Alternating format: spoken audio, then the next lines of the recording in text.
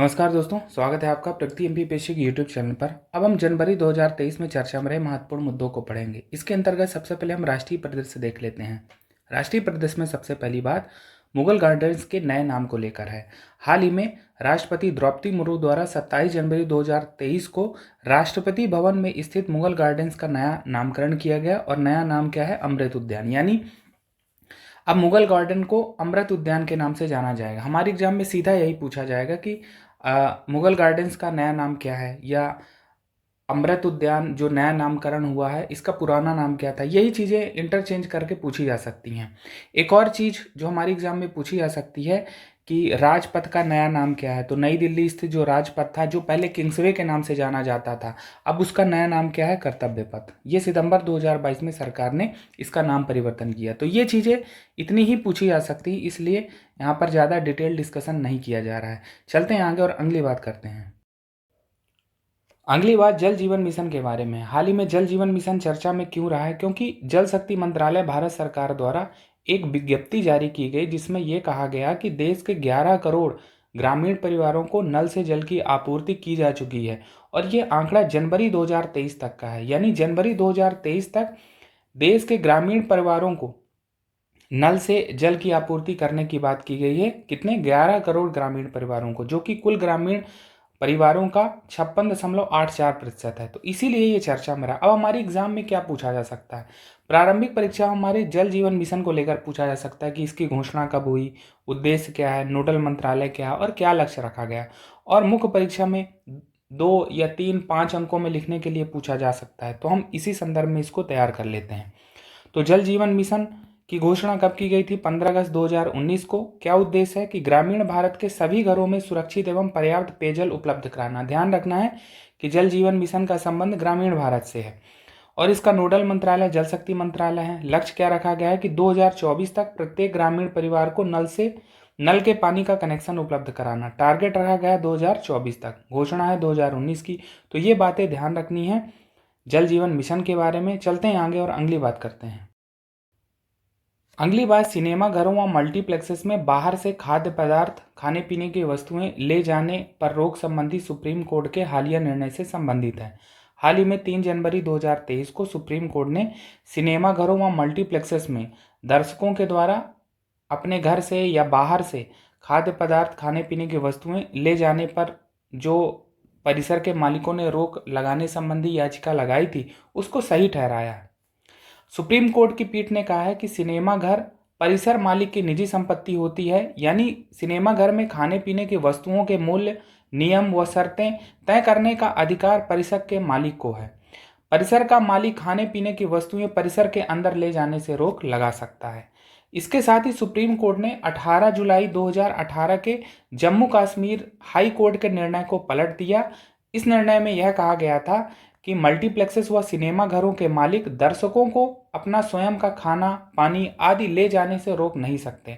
अभी supreme court ने कहा है कि जो सिनेमा घर और मल्टीप्लेक्सेस हैं, वहाँ बाहर से खाद्य पदार्थ ले जाने पर जो रोक लगाई गई है वो सही है।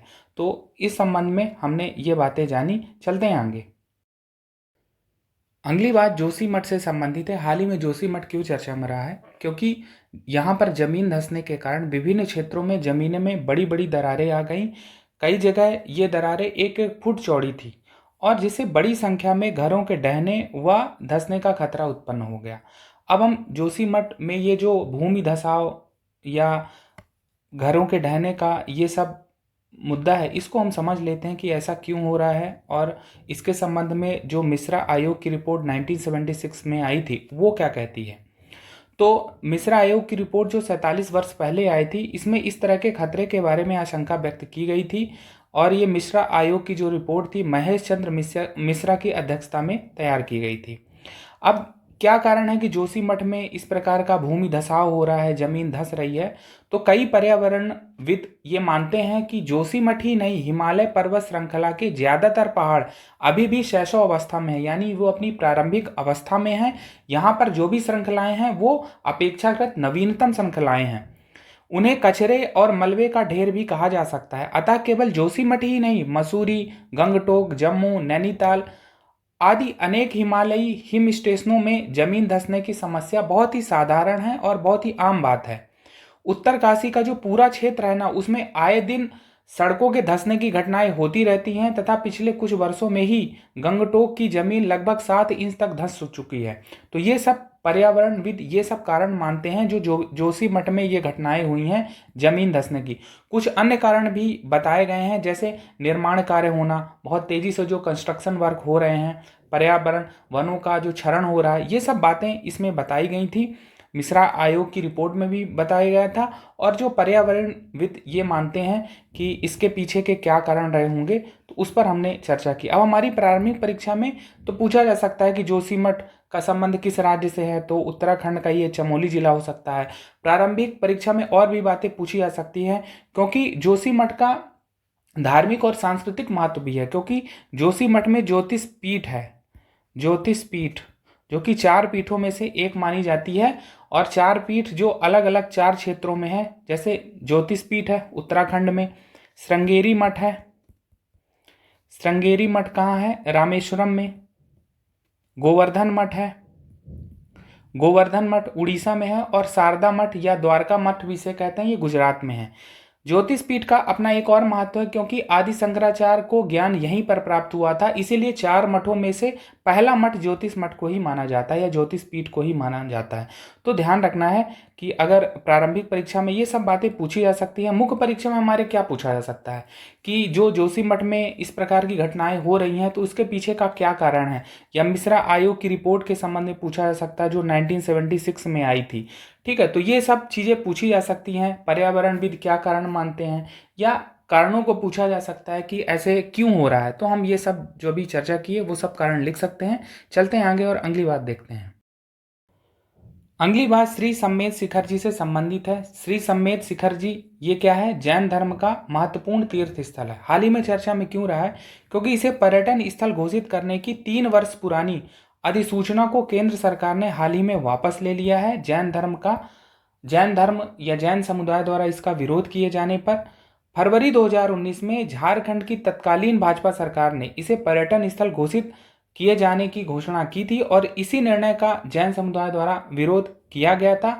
अब जो केंद्र सरकार का ये निर्णय आया है, इसी के संदर्भ में आया है। कुछ बातें हम जान लेते हैं जो हमारे एग्जाम में पूछा जा सकता है प्रारंभिक परीक्षा में, कि श्री सम्मेद शिखर जी जो कि जैन धर्म का महत्वपूर्ण तीर्थ स्थल है, झारखंड के गिरिडीह जिले में पारसनाथ पहाड़ी पर स्थित है। एक बात इसमें यह कही जाती है कि जैन धर्म का ये सबसे महत्वपूर्ण तीर्थ स्थल है, सबसे बड़ा तीर्थ स्थल है। जैन धर्म के अनुयायियों के अनुसार जैन धर्म के 24 तीर्थंकरों में से 20 ने यहीं पर मोक्ष की प्राप्ति की थी। 23वें तीर्थंकर जो भगवान पार्श्वनाथ ने यहीं पर निर्वाण प्राप्त किया था। और जैन समुदाय के अनुसार यह लोगों की आस्था का केंद्र है, पर्यटन स्थल नहीं है। इसे अगर पर्यटन स्थल बनाया जाएगा तो यहाँ पार्क और होटल बनेंगे, लोग छुट्टियां बिताने पिकनिक करने यहाँ आएंगे, और इससे यहाँ की पवित्रता खंडित होगी। इसीलिए जैन समुदाय इसका विरोध कर रहा है, और इन्हीं संदर्भ में केंद्र सरकार का निर्णय आया है। तो हमें ये बातें ध्यान रखनी है अगर हमारी एग्जाम में पूछा जाए कि श्री सम्मेद शिखर का संबंध किस धर्म से है। ठीक है, तो जैन धर्म से है। कहाँ ये सम्मेद शिखर स्थित है, झारखंड जिले में, झारखंड राज्य के गिरिडीह जिले में पारसनाथ पहाड़ी पर। तो ये बातें ध्यान रखनी है। चलते हैं आगे और अगली बात करते हैं। हाल ही में हिमाचल प्रदेश सरकार ने राज्य कर्मचारियों के लिए पुरानी पेंशन योजना लागू करने का निर्णय लिया है, और इसीलिए चर्चा में रहा है हिमाचल प्रदेश और पुरानी पेंशन योजना। राज्य कर्मियों के लिए पुरानी पेंशन योजना लागू करने वाला हिमाचल 5वां राज्य है। ये सब कांग्रेस शासित राज्य हैं। 4 अन्य राज्य राजस्थान, छत्तीसगढ़, झारखंड और पंजाब, इन सब राज्यों ने भी पुरानी पेंशन योजना लागू करने की घोषणा कर चुकी है। केंद्र सरकार सरकारी कर्मचारियों के लिए 2004 से पुरानी पेंशन योजना को समाप्त कर चुकी है। तो ये बातें महत्वपूर्ण अगर पूछा जाए कि हाल ही में किस राज्य ने पुरानी पेंशन योजना को लागू करने का निर्णय लिया है, तो ध्यान रखना हिमाचल प्रदेश उस श्रेणी में आ चुका है। अन्य 4 राज्यों की बात हमने की थी कि राजस्थान है, छत्तीसगढ़ है, झारखंड है और पंजाब भी है। पंजाब में आम आदमी पार्टी की सरकार है। तो ये बातें ध्यान रखनी है। चलते हैं आगे। अगली बात 83वें अखिल भारतीय पीठासीन अधिकारी सम्मेलन 2023 से संबंधित है, all India presiding officers conference, जो कि 11 जनवरी 2023 को राजस्थान विधानसभा में जयपुर में आयोजित की गई। इसका उद्घाटन उपराष्ट्रपति जगदीप धनखड़ द्वारा किया गया। अगर हम जानें कि अखिल भारतीय पीठासीन अधिकारी सम्मेलन क्या है, तो ये भारत के विधायी निकायों की सर्वोच्च संस्था है जिसने 2021 में अपनी स्थापना के 100 वर्ष पूरे किए थे और 2021 में इसका 82वां सम्मेलन हुआ था शिमला में। जैसा कि हमने बात की कि इसने 100 वर्ष पूरे किए अपनी स्थापना के, तो इसका पहला सम्मेलन जो हुआ था 1921 में हुआ था शिमला में। तो ये बातें ध्यान रखनी कि अगर पूछा जाएगा कि 83वां अखिल भारतीय पीठासीन अधिकारी सम्मेलन कहाँ आयोजित हुआ, तो जयपुर में हुआ। किसकी उद्घाटन समारोह का अतिथि कौन था, तो उपराष्ट्रपति जगदीप धनखड़ थे। तो ये बातें ध्यान रखनी है। चलते हैं आगे और अगली बात करते हैं। अगली बात बिहार राज्य में जातिगत जनगणना से संबंधित है जो 7 जनवरी 2023 से प्रारंभ हो गई है। तो अगर पूछा जाए कि हाल ही में किस राज्य में जातिगत जनगणना कराई जा रही है, तो ध्यान रखना है। अब यहाँ पर जातिगत जनगणना क्यों हो रही है, क्योंकि यहाँ पर राजनीतिक दलों द्वारा लंबे समय से जातिगत जनगणना कराए जाने की मांग की जाती रही है। विभिन्न जातियों की संख्या, प्रतिनिधियों की संख्या मालूम होने पर तदनुसार सरकार उनसे संबंधित कल्याणकारी कार्यक्रम चला सकेगी। इसी संबंध में विभिन्न राजनीतिक दल जातिगत जनगणना कराए जाने की मांग लगातार करते रहे हैं और 2019 व 20 में बिहार विधानसभा व विधान परिषद में इससे संबंधित प्रस्ताव भी पेश हो चुके हैं। तो ये बातें ध्यान रखनी है। अगर हमारी एग्जाम में पूछा जाएगा कि हाल ही में किस राज्य में जातिगत जनगणना जनवरी 2023 से प्रारंभ हुई है, तो उसका उत्तर होगा बिहार राज्य। चलते हैं आगे और अगली बात करते हैं। अगली बात उत्तराखंड राज्य से संबंधित है। हाल ही में उत्तराखंड राज्य में महिलाओं को सरकारी नौकरी में 30% क्षैतिज आरक्षण का कानूनी अधिकार प्रदान किया गया है। यानी ऐसी महिलाएं जिनके पास उत्तराखंड राज्य का अधिवास या डोमेसाइल है, उनको सरकारी नौकरी में 30% का क्षैतिज आरक्षण मिलेगा और इससे संबंधित ये कानूनी अधिकार दे दिया गया है। इसके संबंध में उत्तराखंड लोक सेवा महिलाओं के लिए क्षैतिज आरक्षण विधेयक 2022 प्रस्तुत किया गया और राज्यपाल द्वारा इसकी मंजूरी भी दे दी गई है जनवरी 2023 में। अगर हम देखें कि उत्तराखंड के तत्कालीन राज्यपाल कौन है, गुरमीत सिंह, ये बात ध्यान रखनी है। अब हम यहाँ पर हमने देखा कि जो महिलाओं को सरकारी नौकरी में आरक्षण है वो क्षैतिज आरक्षण है। तो आरक्षण के संबंध में जान लेते हैं कि जो आरक्षण होता है वो क्षैतिज होता है और ऊर्ध्वाधर होता है। ऊर्ध्वाधर होगा, इसको वर्टिकल भी बोलते हैं, वर्टिकल रिजर्वेशन, और एक होगा क्षैतिज, हॉरिजॉन्टल रिजर्वेशन। तो जो SC, ST, OBC इन सबको रिजर्वेशन जो मिलता है वो वर्टिकल रिजर्वेशन के अंतर्गत आता है और जो क्षैतिज या हॉरिजॉन्टल रिजर्वेशन है उसके अंतर्गत महिलाओं, बुजुर्ग, ट्रांसजेंडर, इन सबको, विकलांग, इन सबको आरक्षण दिया जाता है। इसके लिए संविधान में आर्टिकल 15(3) है और ये जो वर्टिकल के लिए है वो 16(4) है। यानी 16(4) के अंतर्गत वर्टिकल रिजर्वेशन दिया जाता है जो SC, ST, OBC को मिलेगा। वहीं क्षैतिज आरक्षण 15(3) के अंतर्गत दिया जाता है किनको, महिला, बुजुर्ग, ट्रांसजेंडर, विकलांगों, इन सबको। तो इससे संबंधित बात हमने की। महत्वपूर्ण बात यही है कि अगर पूछा जाएगा कि हाल ही में किस राज्य ने महिलाओं को सरकारी नौकरी में 30% क्षैतिज आरक्षण का कानूनी अधिकार दिया है, तो उसका उत्तर होगा उत्तराखंड। ये बातें ध्यान रखनी है। चलते हैं आगे। अब हम जनवरी 2023 में अंतर्राष्ट्रीय परिदृश्य में जो बातें महत्वपूर्ण हैं उनको पढ़ लेते हैं। इसमें सबसे पहली बात और सबसे महत्वपूर्ण बात 17वें प्रवासी दिवस सम्मेलन 2023 के संबंध में है, जिसका आयोजन मध्य प्रदेश के इंदौर में किया गया 8 से 10 जनवरी 2023 को। कुछ मूलभूत बातें जान लेते हैं प्रवासी दिवस सम्मेलन के बारे में। तो प्रवासी दिवस जो सम्मेलन होता है, इसका उद्देश्य होता है प्रवासी भारतीयों के साथ जुड़ने तथा उनको आपस में जुड़ाव के लिए अवसर प्रदान करना। वर्ष 2003 में पहली बार प्रवासी दिवस सम्मेलन मनाया गया था नई दिल्ली में और 9 जनवरी को प्रवासी दिवस सम्मेलन आयोजित किया जाता है। अब 9 जनवरी को ही क्यों? क्योंकि इस दिन राष्ट्रपिता महात्मा गांधी दक्षिण अफ्रीका से भारत लौटे थे। इसी कारण 9 जनवरी को प्रत्येक वर्ष प्रवासी दिवस के रूप में मनाया जाता है। कुछ और बातें जानते हैं प्रवासी दिवस के बारे में कि यह 2015 से प्रत्येक 2-2 वर्ष के अंतराल में मनाया जाता रहा है। हम कह रहे हैं कि 17वां सम्मेलन कब हुआ? 8 से 10 जनवरी इंदौर में हुआ। इसका 16वां जो आयोजन है वो वर्चुअली हुआ था जनवरी 2021 में, और 15वां जनवरी 2019 में वाराणसी यूपी में हुआ था। 16वां वर्चुअली हुआ है 2021 में, वहीं जो 15वां आयोजन है 2019 में वाराणसी यूपी में हुआ था। तो ये बातें हमने कुछ जानी प्रवासी दिवस के बारे में। अब हम जो 17वां प्रवासी दिवस सम्मेलन जिसका आयोजन इंदौर में किया गया है उसके बारे में जान लेते हैं। तो विदेश मंत्रालय के तत्वाधान में 70 देशों के 3500 से अधिक प्रवासियों ने इसमें भाग लिया।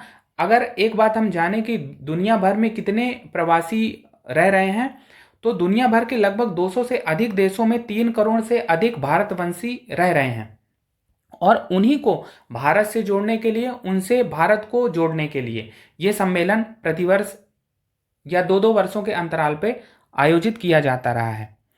अब हम जान लेते हैं कि जो ये 17वां प्रवासी दिवस सम्मेलन है इसकी थीम क्या रही है। थीम को लेकर प्रश्न प्रारंभिक परीक्षा और मुख्य परीक्षा दोनों में पूछे जा सकते हैं। तो इसकी थीम रही है प्रवासी अमृतकाल में भारत की प्रगति के विश्वसनीय भागीदार, diaspora reliable partners for India's progress in Amritkaal. अब हम देख लेते हैं कि जो 17वां प्रवासी दिवस सम्मेलन है 8 से 10 जनवरी 2023 के दौरान इसको आयोजित किया गया। तो तिथिवार कार्यक्रम देख लेते हैं कि 8 जनवरी को क्या हुआ। तो 8 जनवरी को युवा प्रवासी भारतीय दिवस का आयोजन किया गया युवा मामले और खेल मंत्रालय भारत सरकार द्वारा, जिसमें सम्मानित अतिथि या गेस्ट ऑफ ऑनर रही हैं ऑस्ट्रेलियाई संसद की सदस्य जेनेटा मास्करेन्स हास। ये ध्यान रखना है। अब 9 जनवरी को क्या हुआ, प्रवासी भारतीय दिवस हमने बात की थी क्यों मनाया जाता है। तो इसका उद्घाटन प्रधानमंत्री नरेंद्र मोदी द्वारा किया गया, जिसमें मुख्य अतिथि कौन थे, चीफ गेस्ट मोहम्मद इरफान अली जो कि गुयाना के राष्ट्रपति हैं। वहीं विशेष अतिथि जिसको स्पेशल गेस्ट ऑफ ऑनर कहा जाएगा वो थे सूरीनाम के राष्ट्रपति चंद्रिका प्रसाद संतोखी। तो ये बातें ध्यान रखनी है कि हमारे एग्जाम में पूछा जाए कि प्रवासी भारतीय दिवस में चीफ गेस्ट कौन था। तो चीफ गेस्ट कौन थे, मोहम्मद इरफान अली। वहीं स्पेशल गेस्ट कौन थे, चंद्रिका प्रसाद संतोखी। ये बातें ध्यान रखनी है। और 9 जनवरी के अवसर पर ही जब प्रवासी भारतीय दिवस का उद्घाटन किया गया तो इस अवसर पर एक डाक टिकट जारी किया गया, सुरक्षित जाएं प्रशिक्षित जाएं। 10 जनवरी जो कि अंतिम दिन था प्रवासी दिवस सम्मेलन का, ये समापन सत्र भी था। इस समापन सत्र को राष्ट्रपति द्रौपदी मुर्मू द्वारा संबोधित किया गया। तो ये बातें महत्वपूर्ण है हमारी एग्जाम में जो पूछी जा सकती हैं। सबसे महत्वपूर्ण यह है कि 17वां जो प्रवासी दिवस है सम्मेलन कहाँ आयोजित किया गया, इंदौर मध्य प्रदेश में। समय ध्यान रखना 8 से 10 जनवरी। थीम पूछी जा सकती है कि क्या थीम रही है। 8 जनवरी को युवा प्रवासी भारतीय दिवस का आयोजन किया गया, मंत्रालय का नाम ध्यान रखना है। सम्मानित अतिथि इसमें कौन रहीं। 9 जनवरी को प्रवासी भारतीय दिवस का उद्घाटन किसके द्वारा किया गया, चीफ गेस्ट कौन थे, स्पेशल गेस्ट कौन थे, ठीक है। और ये डाक टिकट जो जारी किया गया है पूछा जा सकता है कि किस मौके पर या किस अवसर पर ये डाक टिकट जारी किया गया, और ये बातें महत्वपूर्ण है। चलते हैं आगे। अगली बात चीन से संबंधित है। हाल ही में वर्ष 2022 में चीन की जनसंख्या में गिरावट दर्ज की गई है। चीन के राष्ट्रीय सांख्यिकी ब्यूरो द्वारा ये आंकड़ा जारी किया गया है 17 जनवरी 2023 को, जिसमें बताया गया है कि 2021 की तुलना में 2022 में चीन की जनसंख्या में गिरावट बताई गई है। 2021 में चीन की जो जनसंख्या थी लगभग 141.260 करोड़ ये जनसंख्या थी चीन की 2021 में।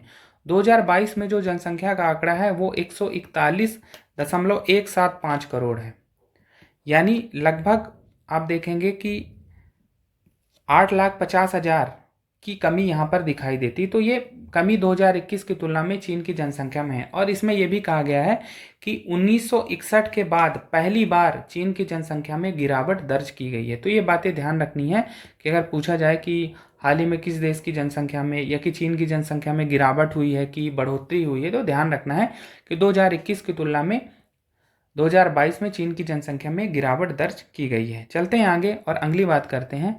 अगली बात voice of the global south summit 2023 के बारे में है, जिसका आयोजन भारत में किया गया, वर्चुअली आयोजित हुआ है ये 12 से 13 जनवरी 2023 को।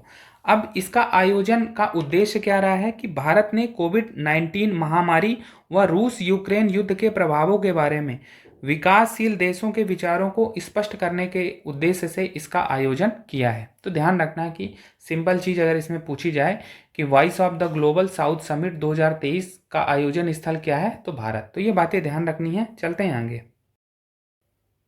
अगली बात हेनले पासपोर्ट रैंकिंग 2023 से संबंधित है। ये हेनले पासपोर्ट रैंकिंग क्या है? विश्व के सबसे शक्तिशाली पासपोर्ट की रैंकिंग है। जारीकर्ता कौन है? Henley and Partners research team, Britain की है ये Henley and Partners research team. 11 जनवरी 2023 को हेनले पासपोर्ट रैंकिंग 2023 जारी की गई है। अब ये जो रैंकिंग जारी की गई है वो IATA की हेल्प से जारी की गई है। IATA क्या है? International air transport association. इसके द्वारा प्रदत्त आंकड़ों के आधार पर हेनले पासपोर्ट रैंकिंग जारी की गई है। इस रैंकिंग में 199 देशों के पासपोर्ट शामिल किए गए हैं और यात्रा के 227 गंतव्यों में वीजा फ्री ट्रेड के संदर्भ में विभिन्न देशों को रैंक प्रदान की गई है। कहने का मतलब है कि 199 देशों के पासपोर्टों को 227 गंतव्यों डेस्टिनेशंस में पहुंच, सुविधाजनक पहुंच या वीजा फ्री ट्रेवल करने के लिए उनको रैंक प्रदान की गई है।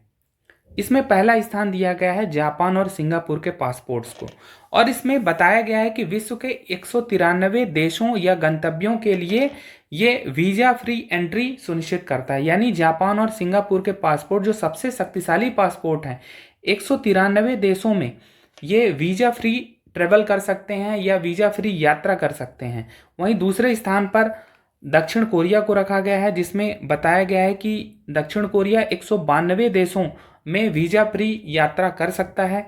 अंतिम स्थान दिया गया है अफगानिस्तान को, 109वां स्थान दिया गया है। इसमें बताया गया है कि यह 27 देशों में वीजा फ्री यात्रा कर सकता है। अगर हम भारत की बात करें तो भारत का स्थान 85वां है और भारत के संदर्भ में कहा गया है कि भारत 59 देशों में वीजा फ्री यात्रा कर सकता है। अगर हम तुलना करें विगत वर्षों से कि जैसे 2022 में भारत की रैंक क्या थी? भारत की रैंक थी 87।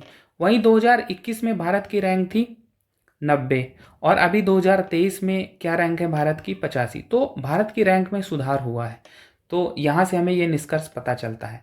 ध्यान रखना है कि हेनले पासपोर्ट रैंकिंग में पहला स्थान किसका है? जापान और सिंगापुर के पासपोर्ट का। वहीं भारत का 85वां स्थान है और अंतिम स्थान अफगानिस्तान का है। यही हमारे एग्जाम में पूछा जाएगा। अगर हम पड़ोसी देशों की बात करें, भारत के जो पड़ोसी देश हैं उसमें चीन का स्थान 66वां है, भूटान का 90 है, बांग्लादेश का 101, नेपाल का 103 और पाकिस्तान का 106 है। तो ये बातें ध्यान रखनी है। चलते हैं आगे और अगली बात करते हैं। अगली बात भ्रष्टाचार बोध सूचकांक, करप्शन परसेप्शन इंडेक्स 2023 के बारे में है। अब ये करप्शन परसेप्शन इंडेक्स क्या होता है? यह विभिन्न देशों में भ्रष्टाचार की स्थिति का आकलन करता है। जारीकर्ता कौन है? Transparency international. ये जर्मनी की संस्था है और इसके द्वारा 13 विभिन्न मानकों के आधार पर करप्शन परसेप्शन इंडेक्स तैयार किया जाता है। इसका मान 0 से 100 के बीच होता है। ये बातें ध्यान रखनी है। अब इसमें यह कहा जाता है कि इसका मान जितना कम होगा भ्रष्टाचार का स्तर उतना ही अधिक होगा। यानी मान विभिन्न देशों का 0 से 100 के बीच होगा। अगर भ्रष्टाचार बोध सूचकांक का मान कम है यानी वहां पर भ्रष्टाचार अधिक है। ठीक है, तो ये बातें ध्यान रखनी है। अब हम देख लेते हैं कि इसमें जो रैंकिंग दी गई है या रैंकिंग प्रदान की गई है उसमें तो पहला स्थान डेनमार्क का है और डेनमार्क का जो पहला स्थान है उसमें CPI उसका है, जो करप्शन परसेप्शन इंडेक्स का मान है वो 90 है आउट ऑफ 100। तो हमने बात की कि अगर मान कम होगा तो भ्रष्टाचार अधिक बताएगा, अगर मान अधिक है तो भ्रष्टाचार कम बताएगा। तो आप देखिए इसका मान 90 है यानी यहाँ पर बहुत कम भ्रष्टाचार है। दूसरी रैंक है फिनलैंड व न्यूजीलैंड की, इनका जो CPI है वो 87 रखा गया है। सोमालिया को सबसे लास्ट स्थान दिया गया है, 180वां स्थान दिया गया है और इसके लिए CPI का मान बताया गया है 12 आउट ऑफ 100। ठीक है, ये बात ध्यान रखना है। अब हम करप्शन परसेप्शन इंडेक्स में भारत की स्थिति देख लेते हैं।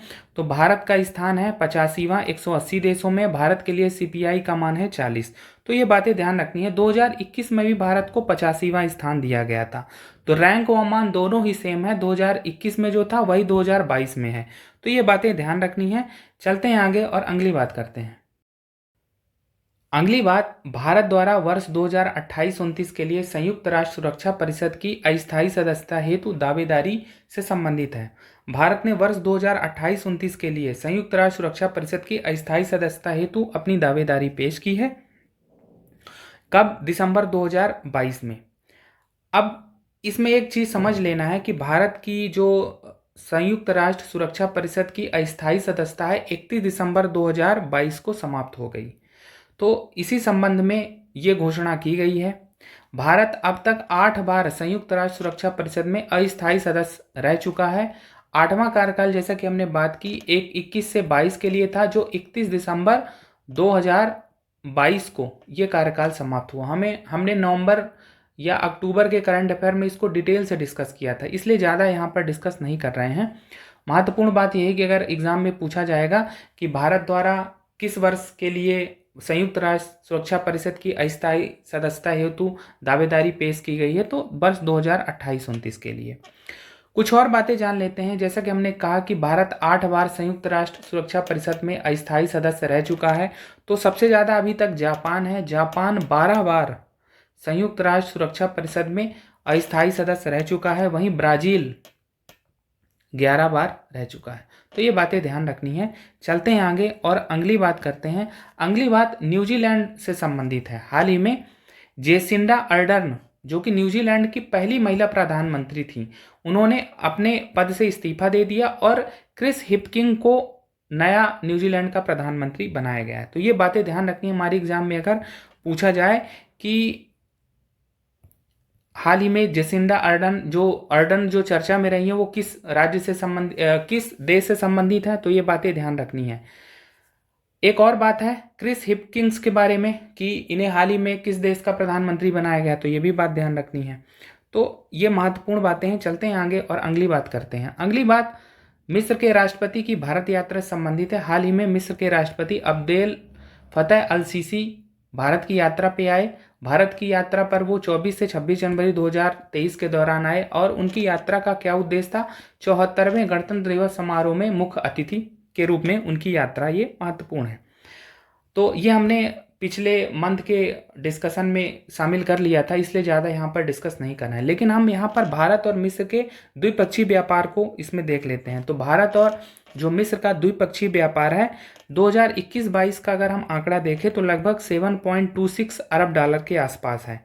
और ऐसा नहीं कहेंगे कि व्यापार अधिशेष किसी का है, दोनों संतुलित हैं एक दूसरे के संबंध में, यानी दोनों ओर से संतुलित व्यापार हो रहा है भारत और ब्राज़ील के संदर्भ में।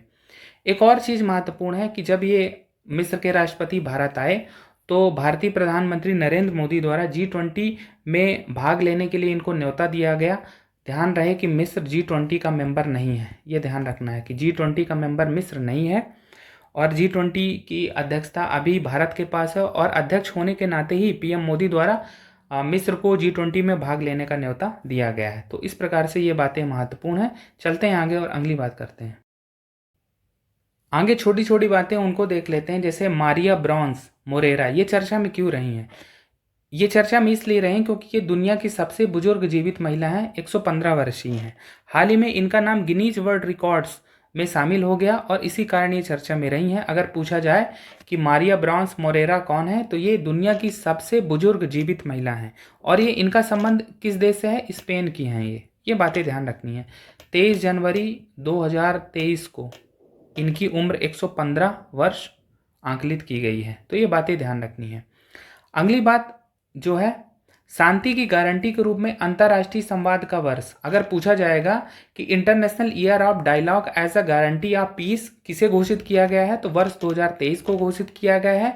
यह तुर्कमेनिस्तान देश का प्रस्ताव था जिस पर मुहर लगाई है संयुक्त राष्ट्र संघ में। अगर पूछा जाए, जैसे 2021 के पेपर में प्रीलिम में पूछा गया था कि 2023 को किस रूप में मनाया जा रहा है, तो इंटरनेशनल ईयर ऑफ मिलेट्स, तो ऐसे ही पूछा जा सकता है कि शांति की गारंटी के रूप में अंतर्राष्ट्रीय संवाद का वर्ष कौन सा है? International year of dialogues as a guarantee of peace, तो ध्यान रखना वर्ष 2023।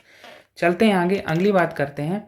अगली बात, अब अगर एग्जाम में पूछा जाए कि स्पेयर बुक के रचयिता कौन है या स्पेयर बुक का संबंध किस देश से है, किससे है, तो ध्यान रखना है कि स्पेयर ब्रिटिश राजकुमार प्रिंस हैरी की पुस्तक है। ये आत्मकथा है जिसमें उन्होंने अपने जीवन व शाही परिवार के बारे में बताया है।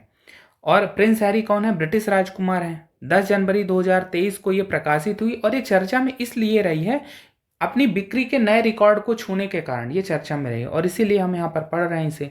तो अगर पूछा जाएगा कि इस पेयर के रचयिता क्या हैं, कौन है, तो ब्रिटिश राजकुमार प्रिंस हैरी। ठीक है, ये बात ध्यान रखनी है। एक और इसमें महत्वपूर्ण बात है कि संयुक्त राष्ट्र अंतरिम सुरक्षा बल United Nations interim security force में भारतीय बटालियन के हिस्से के रूप में भारत में सूडान के अबेई क्षेत्र में महिला शांति सैनिकों को तैनात किया गया है जनवरी 2023 में। तो ये बात ध्यान रखनी है। यह यूएन मिशन में महिला शांति सैनिकों की भारत की सबसे बड़ी एकल इकाई होगी। 2007 में भारत ने लाइबेरिया में पहली बार पूरी तरह से महिलाओं की टुकड़ी को तैनात किया था। अब ये जो सूडान है ना, सूडान ये उत्तरी अफ्रीकी देश है, अफ्रीकी देश। अब इसमें क्या पूछा जा सकता है? एक तो यही पूछा जाएगा कि हाल ही में संयुक्त राष्ट्र अंतरिम सुरक्षा बल में भारतीय बटालियन ने किस देश में महिला शांति सैनिकों को तैनात किया, तो सूडान के अबेई क्षेत्र में। और एक चीज़ और पूछा जा सकता है कि अबेई क्षेत्र का संबंध किस देश से है, तो वो सूडान से संबंधित। तो ये बातें ध्यान रखनी है। तो इस प्रकार से आज हमने जनवरी 2023 में चर्चा में राष्ट्रीय और अंतर्राष्ट्रीय प्रदेश को पढ़ा। आज जनवरी 2023 में चर्चा में रहे आर्थिक प्रदेश को पढ़ लेते हैं। आर्थिक प्रदेश में सबसे पहली बात, विभिन्न संस्थानों के द्वारा भारत की विकास दर का क्या अनुमान लगाया गया है, उसके बारे में हम पढ़ लेते हैं। क्योंकि एमपीपीएससी 2021 में एक क्वेश्चन ये पूछा गया था, जो ये आपके सामने है, कि वित्त वर्ष 2022 के लिए वास्तविक विकास दर को आईएमएफ के अनुमानों के आधार पर कितना माना गया है। ठीक है, तो ये पूछा गया है। तो इसी के संदर्भ में हमने ये इन्फॉर्मेशन तैयार करने की कोशिश की है। तो विभिन्न संस्थान जैसे विश्व बैंक हो गया, आईएमएफ हो गया, भारत की ग्रोथ रेट या भारत की जीडीपी वृद्धि दर का कितना अनुमान लगाते हैं, उसको हम देख लेते हैं। तो सबसे पहले हम देख लेते हैं ये ग्लोबल इकोनॉमिक प्रोस्पेक्ट रिपोर्ट 2023, जो कि विश्व बैंक द्वारा जारी की गई है। विश्व बैंक वर्ष में 2 बार ग्लोबल इकोनॉमिक प्रोस्पेक्ट रिपोर्ट जारी करता है। अब हमारे एग्जाम में क्या पूछा जा सकता है? पहला क्वेश्चन तो यही बनेगा कि ग्लोबल इकोनॉमिक प्रोस्पेक्ट रिपोर्ट कौन जारी करता है? विश्व बैंक, आईएमएफ, विभिन्न संस्थानों के नाम दे देगा। तो हमें ध्यान रखना है विश्व बैंक जारी करता है। अभी हमने बात की कि 2 बार जारी करता है ये वर्ष में, एक बार जनवरी में जारी करता है और एक बार जून में जारी करता है। अभी जो ये लेटेस्ट रिपोर्ट आई है वो 13 जनवरी 2023 को आई है और इसी के संबंध में बताया गया है कि वैश्विक वृद्धि दर, जीडीपी वृद्धि दर क्या रहने वाली है और भारत के संदर्भ में भी ये बातें कही गई। तो हम देख लेते हैं कि जैसे वैश्विक ग्रोथ रेट के बारे में क्या बताया जा रहा है कि वैश्विक जीडीपी में वृद्धि 2020 में बताई गई कि -3.2 रही कोरोना महामारी के कारण। यानी -3.2 का मतलब है कि ऋणात्मक ग्रोथ रही, यानी सिकुड़न रही ग्रोथ रेट में। वहीं 2021 में 5.9% रही और 2022 में अनुमान लगाया गया है ग्लोबल इकोनॉमिक प्रोस्पेक्ट रिपोर्ट 2023 में वर्ल्ड बैंक के द्वारा कि 2022 में 2.9% रहेगी। वहीं 2023 के लिए 1.7% का अनुमान लगाया गया है। 2024 के लिए भी अनुमान लगाया गया है कि जो वैश्विक जीडीपी वृद्धि दर रहेगी वो 2.7% रहेगी। 2022 में आप देखेंगे कि ग्रोथ रेट 2.9% है। उसका कारण बताया गया है कि रूस यूक्रेन युद्ध के कारण ऐसा रहने वाला है। इस रिपोर्ट में एक और महत्वपूर्ण बात बताई गई कि चीन एकमात्र ऐसा देश है जिसने कोरोना महामारी के दौरान 2.2% की ग्रोथ रेट अर्जित की। यानी आप देखेंगे कि यहाँ 2020 में माइनस ग्रोथ रेट है, फिर भी चाइना में 2.2% की ग्रोथ रेट रही है। तो ये एक फैक्ट बताया गया है, तो हमें ये ध्यान रखना है। अब हम भारत के संदर्भ में अगर बात करें तो भारत की जीडीपी वृद्धि दर के संबंध में ग्लोबल इकोनॉमिक प्रोस्पेक्ट रिपोर्ट क्या कहता है? विश्व बैंक के आंकड़ों के अनुसार जो भारत में कोरोना महामारी के दौरान ग्रोथ रेट रही है वो कितनी रही है? -6.6%। यानी यहाँ भी सिकुड़न देखी गई। 2021 में कितनी रही? 8.7% और ये विश्व के सभी प्रमुख देशों में सर्वाधिक ग्रोथ रेट रही है। ये बात ध्यान रखना है। और इसी संदर्भ में 2022 में अनुमान लगाया गया है कि भारत की ग्रोथ रेट कितनी रहने वाली है? 6.9% और 2023 में 6.6% का अनुमान लगाया गया है ये विश्व बैंक की ग्लोबल इकोनॉमिक प्रोस्पेक्ट रिपोर्ट में। तो इस प्रकार से हमने विश्व बैंक क्या आकलन करता है अपनी जनवरी 2023 की रिपोर्ट में उसके बारे में पढ़ा। अब हम आगे चलते हैं। अब हम देख लेते हैं कि UN DESA United Nations Department of Economic and Social Affairs संयुक्त राष्ट्र का आर्थिक एवं सामाजिक विभाग वैश्विक जीडीपी वृद्धि दर और भारत के संदर्भ में जीडीपी वृद्धि दर के क्या अनुमान बता रहा है। और ये बात ध्यान रखना है कि हमारे एग्जाम में पूछा जा सकता है कि world economic situation and prospects report कौन जारी करता है, तो अंदेसा फुल फॉर्म हमने बात की, United Nations develop department of Economic and Social Affairs संयुक्त राष्ट्र का आर्थिक एवं सामाजिक विभाग। आप यहाँ देखेंगे यहाँ भी प्रोस्पेक्ट्स नाम आ रहा है, तो कंफ्यूज नहीं हो जाना है। ग्लोबल इकोनॉमिक प्रोस्पेक्ट रिपोर्ट विश्व बैंक जारी करता है, वहीं आप नाम इसका देखेंगे कि world economic situation and prospects report, ये नाम है, तो नाम में अंतर है। अब हम देखते हैं कि वैश्विक जीडीपी वृद्धि दर की क्या अनुमान लगाई जाती है इस रिपोर्ट में। तो 25 जनवरी 2023 को अंदेसा द्वारा world economic situation and prospects report जारी की गई। उसमें वैश्विक जीडीपी वृद्धि दर का अनुमान बताया गया कि 2021 में 5.8% ग्रोथ रही, वहीं 2022 में 3% ग्रोथ रेट रहने का अनुमान है, 2023 में 1.9% और 2024 में 2.7% वैश्विक जीडीपी वृद्धि रहने का अनुमान अंदेसा द्वारा world economic situation and prospects report में लगाया गया है। अगर हम भारत के संदर्भ में बात करें कि भारत की जीडीपी वृद्धि दर क्या रही है, तो 2020 में -7.1% रही है, सिकुड़न रही है, ऋणात्मक ग्रोथ रेट रही है भारत की। वहीं 2021 में 8.9%, 2022 में 6.4% रहने का अनुमान बताया गया है, वहीं 2023 में 5.8% और 2024 में 6.7% रहने का अनुमान अंदेसा की इस रिपोर्ट में बताया गया है। अब हम आगे चलते हैं और आईएमएफ द्वारा जो आकलन किया गया है उसको भी देख लेते हैं, क्योंकि आप देखेंगे कि जो शुरुआत में हमने क्वेश्चन की बात की थी, तो आईएमएफ के अनुमानों के अनुसार वित्त वर्ष 2022 के लिए क्या ग्रोथ रेट थी, इसके बारे में क्वेश्चन पूछा गया था। तो आगे भी इस तरह के क्वेश्चन पूछे जा सकते हैं। तो आईएमएफ ने अपनी रिपोर्ट जारी की 31 जनवरी 2023 को और रिपोर्ट का नाम है वर्ल्ड इकोनॉमिक आउटलुक रिपोर्ट। अगर एग्जाम में पूछा जाए कि वर्ल्ड इकोनॉमिक आउटलुक रिपोर्ट कौन जारी करता है, तो उसका उत्तर होगा आईएमएफ। अब वैश्विक जीडीपी वृद्धि दर के बारे में ये रिपोर्ट क्या कहती है कि 2021 में ग्रोथ रेट कितनी रहने वाली है, 6.2% रही, 2022 में 3.4% रही है, वहीं 2023 का अनुमान लगाया गया है कि 2.9% रहेगी और 2024 के लिए अनुमान लगाया गया कि 3.1% रहेगी। रूस के बारे में इस रिपोर्ट में बताया गया है कि रूस की जो जीडीपी वृद्धि दर है वो 2022 में माइनस में चली जाएगी, -2.2% बताया गया है। ऐसा क्यों है? अनुमान लगाया गया है कि 2022 में, क्योंकि रूस यूक्रेन युद्ध के कारण, और 2023 में अनुमान लगाया गया है कि जो रूस की इकोनॉमी है 0.3% की ग्रोथ रेट से वृद्धि करेगी।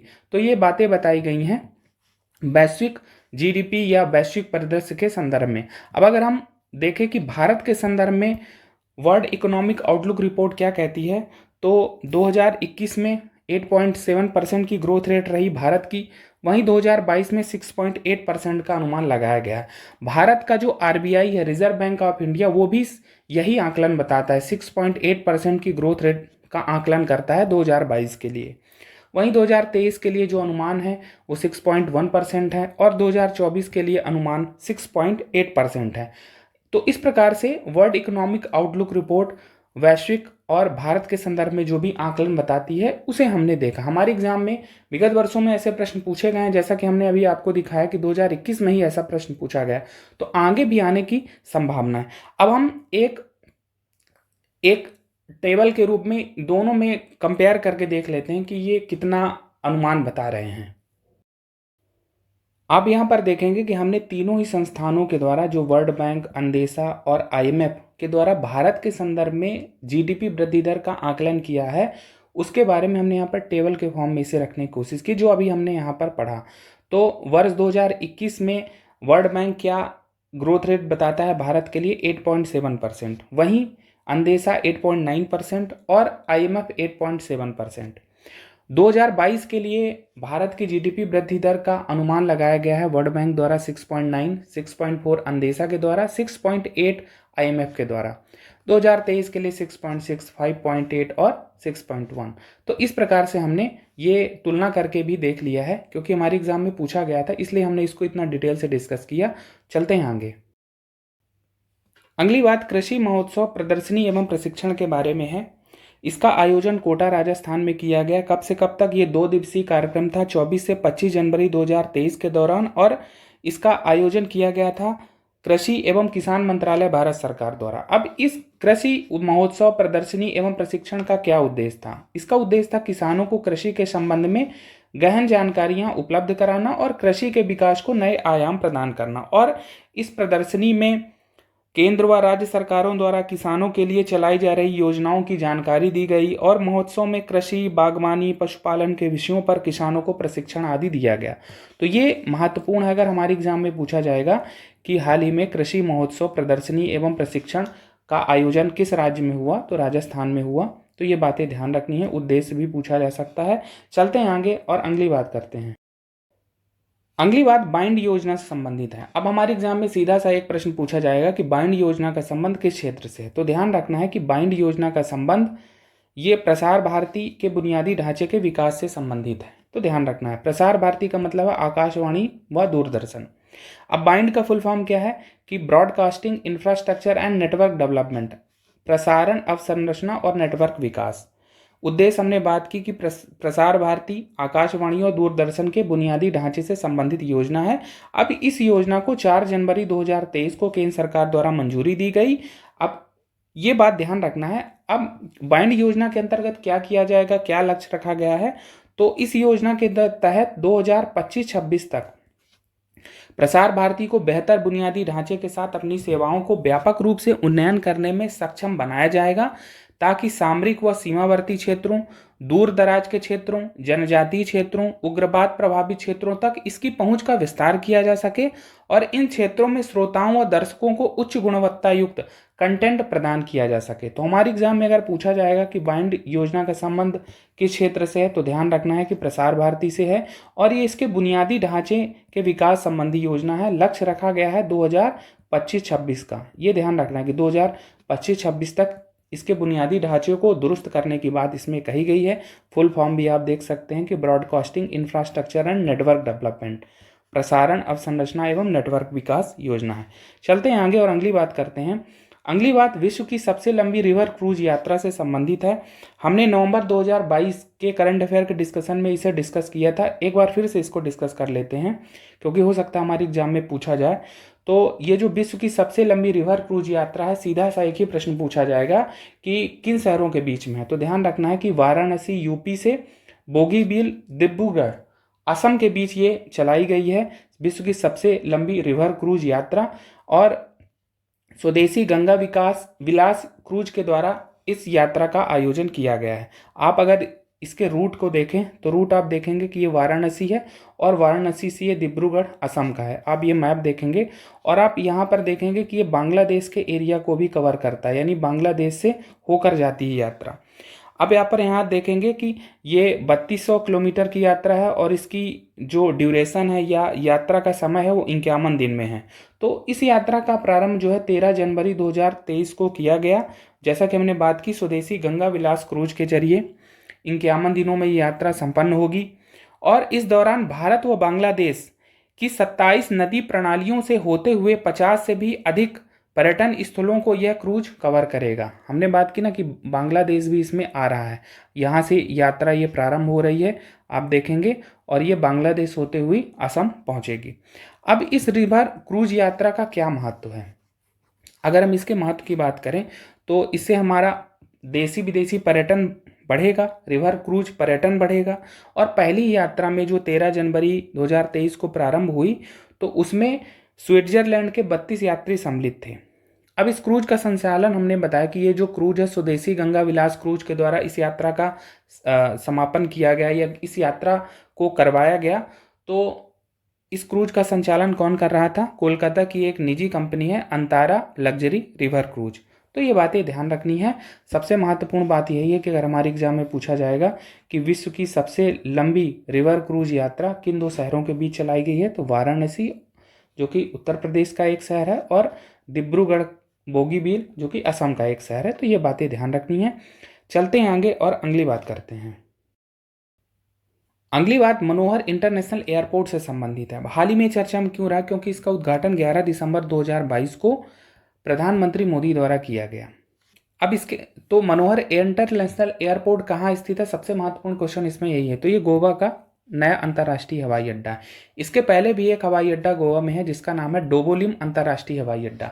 तो सही जोड़ी मिलाने में ये पूछा जा सकता है कि डोबोलिम अंतर्राष्ट्रीय हवाई अड्डा किस राज्य में है या किस राज्य से संबंधित है। ऐसे ही मनोहर इंटरनेशनल एयरपोर्ट के बारे में पूछा जा सकता है।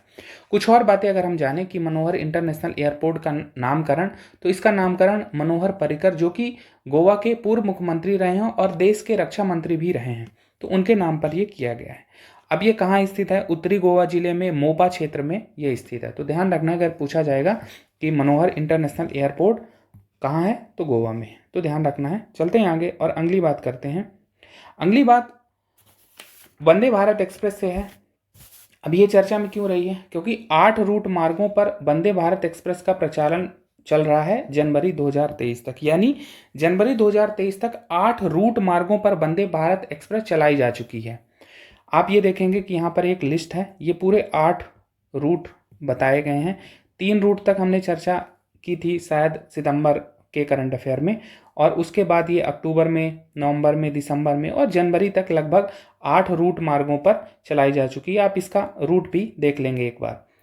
अब इसमें एक चीज़ इंपॉर्टेंट है कि वंदे भारत एक्सप्रेस के बारे में, ये देश की सबसे तेज गति से चलने वाली ट्रेन है और इसकी स्पीड लगभग है 160 किलोमीटर पर आवर। और इसमें जो है हवाई जहाज़ जैसी सुविधाएं दी जाती हैं या हवाई जहाज़ जैसी सुविधाओं से संपन्न है ये वंदे भारत एक्सप्रेस।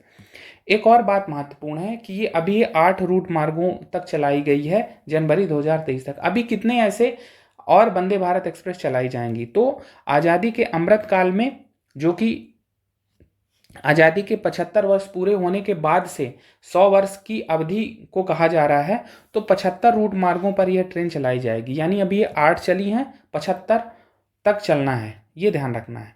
तो ये बातें महत्वपूर्ण हैं, हमारी एग्जाम में पूछा जा सकता है, ठीक है, कि कितनी वंदे भारत एक्सप्रेस चलाई जाएंगी। तो हमको ध्यान रखना है कि 75 रूट मार्गों पर ये चलाई जाएंगी वंदे भारत एक्सप्रेस के बारे में। अभी ये सब रूट के बारे में आप एक बार जरूर देख लें। चलते हैं आगे और अगली बात करते हैं। अगली बात Mumbai trans harbour link MTHL के बारे में है। अब ये MTHL क्या है, देश का सबसे लंबा समुद्री पुल है ये, इसकी लंबाई 21.8 किलोमीटर है। अब इसमें क्या क्या बातें इंपॉर्टेंट है, ये 6 लेन का पुल है, 16.5 किलोमीटर का जो भाग है वो समुद्र के अंदर है।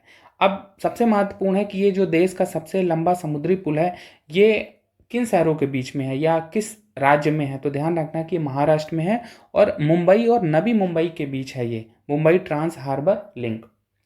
मुंबई में ये सेवरी से और नवी मुंबई में सिरले के बीच ये पुल है, इसीलिए इसको कहा जा रहा है सेवरी न्हावा सेवा ट्रांस हार्बर लिंक।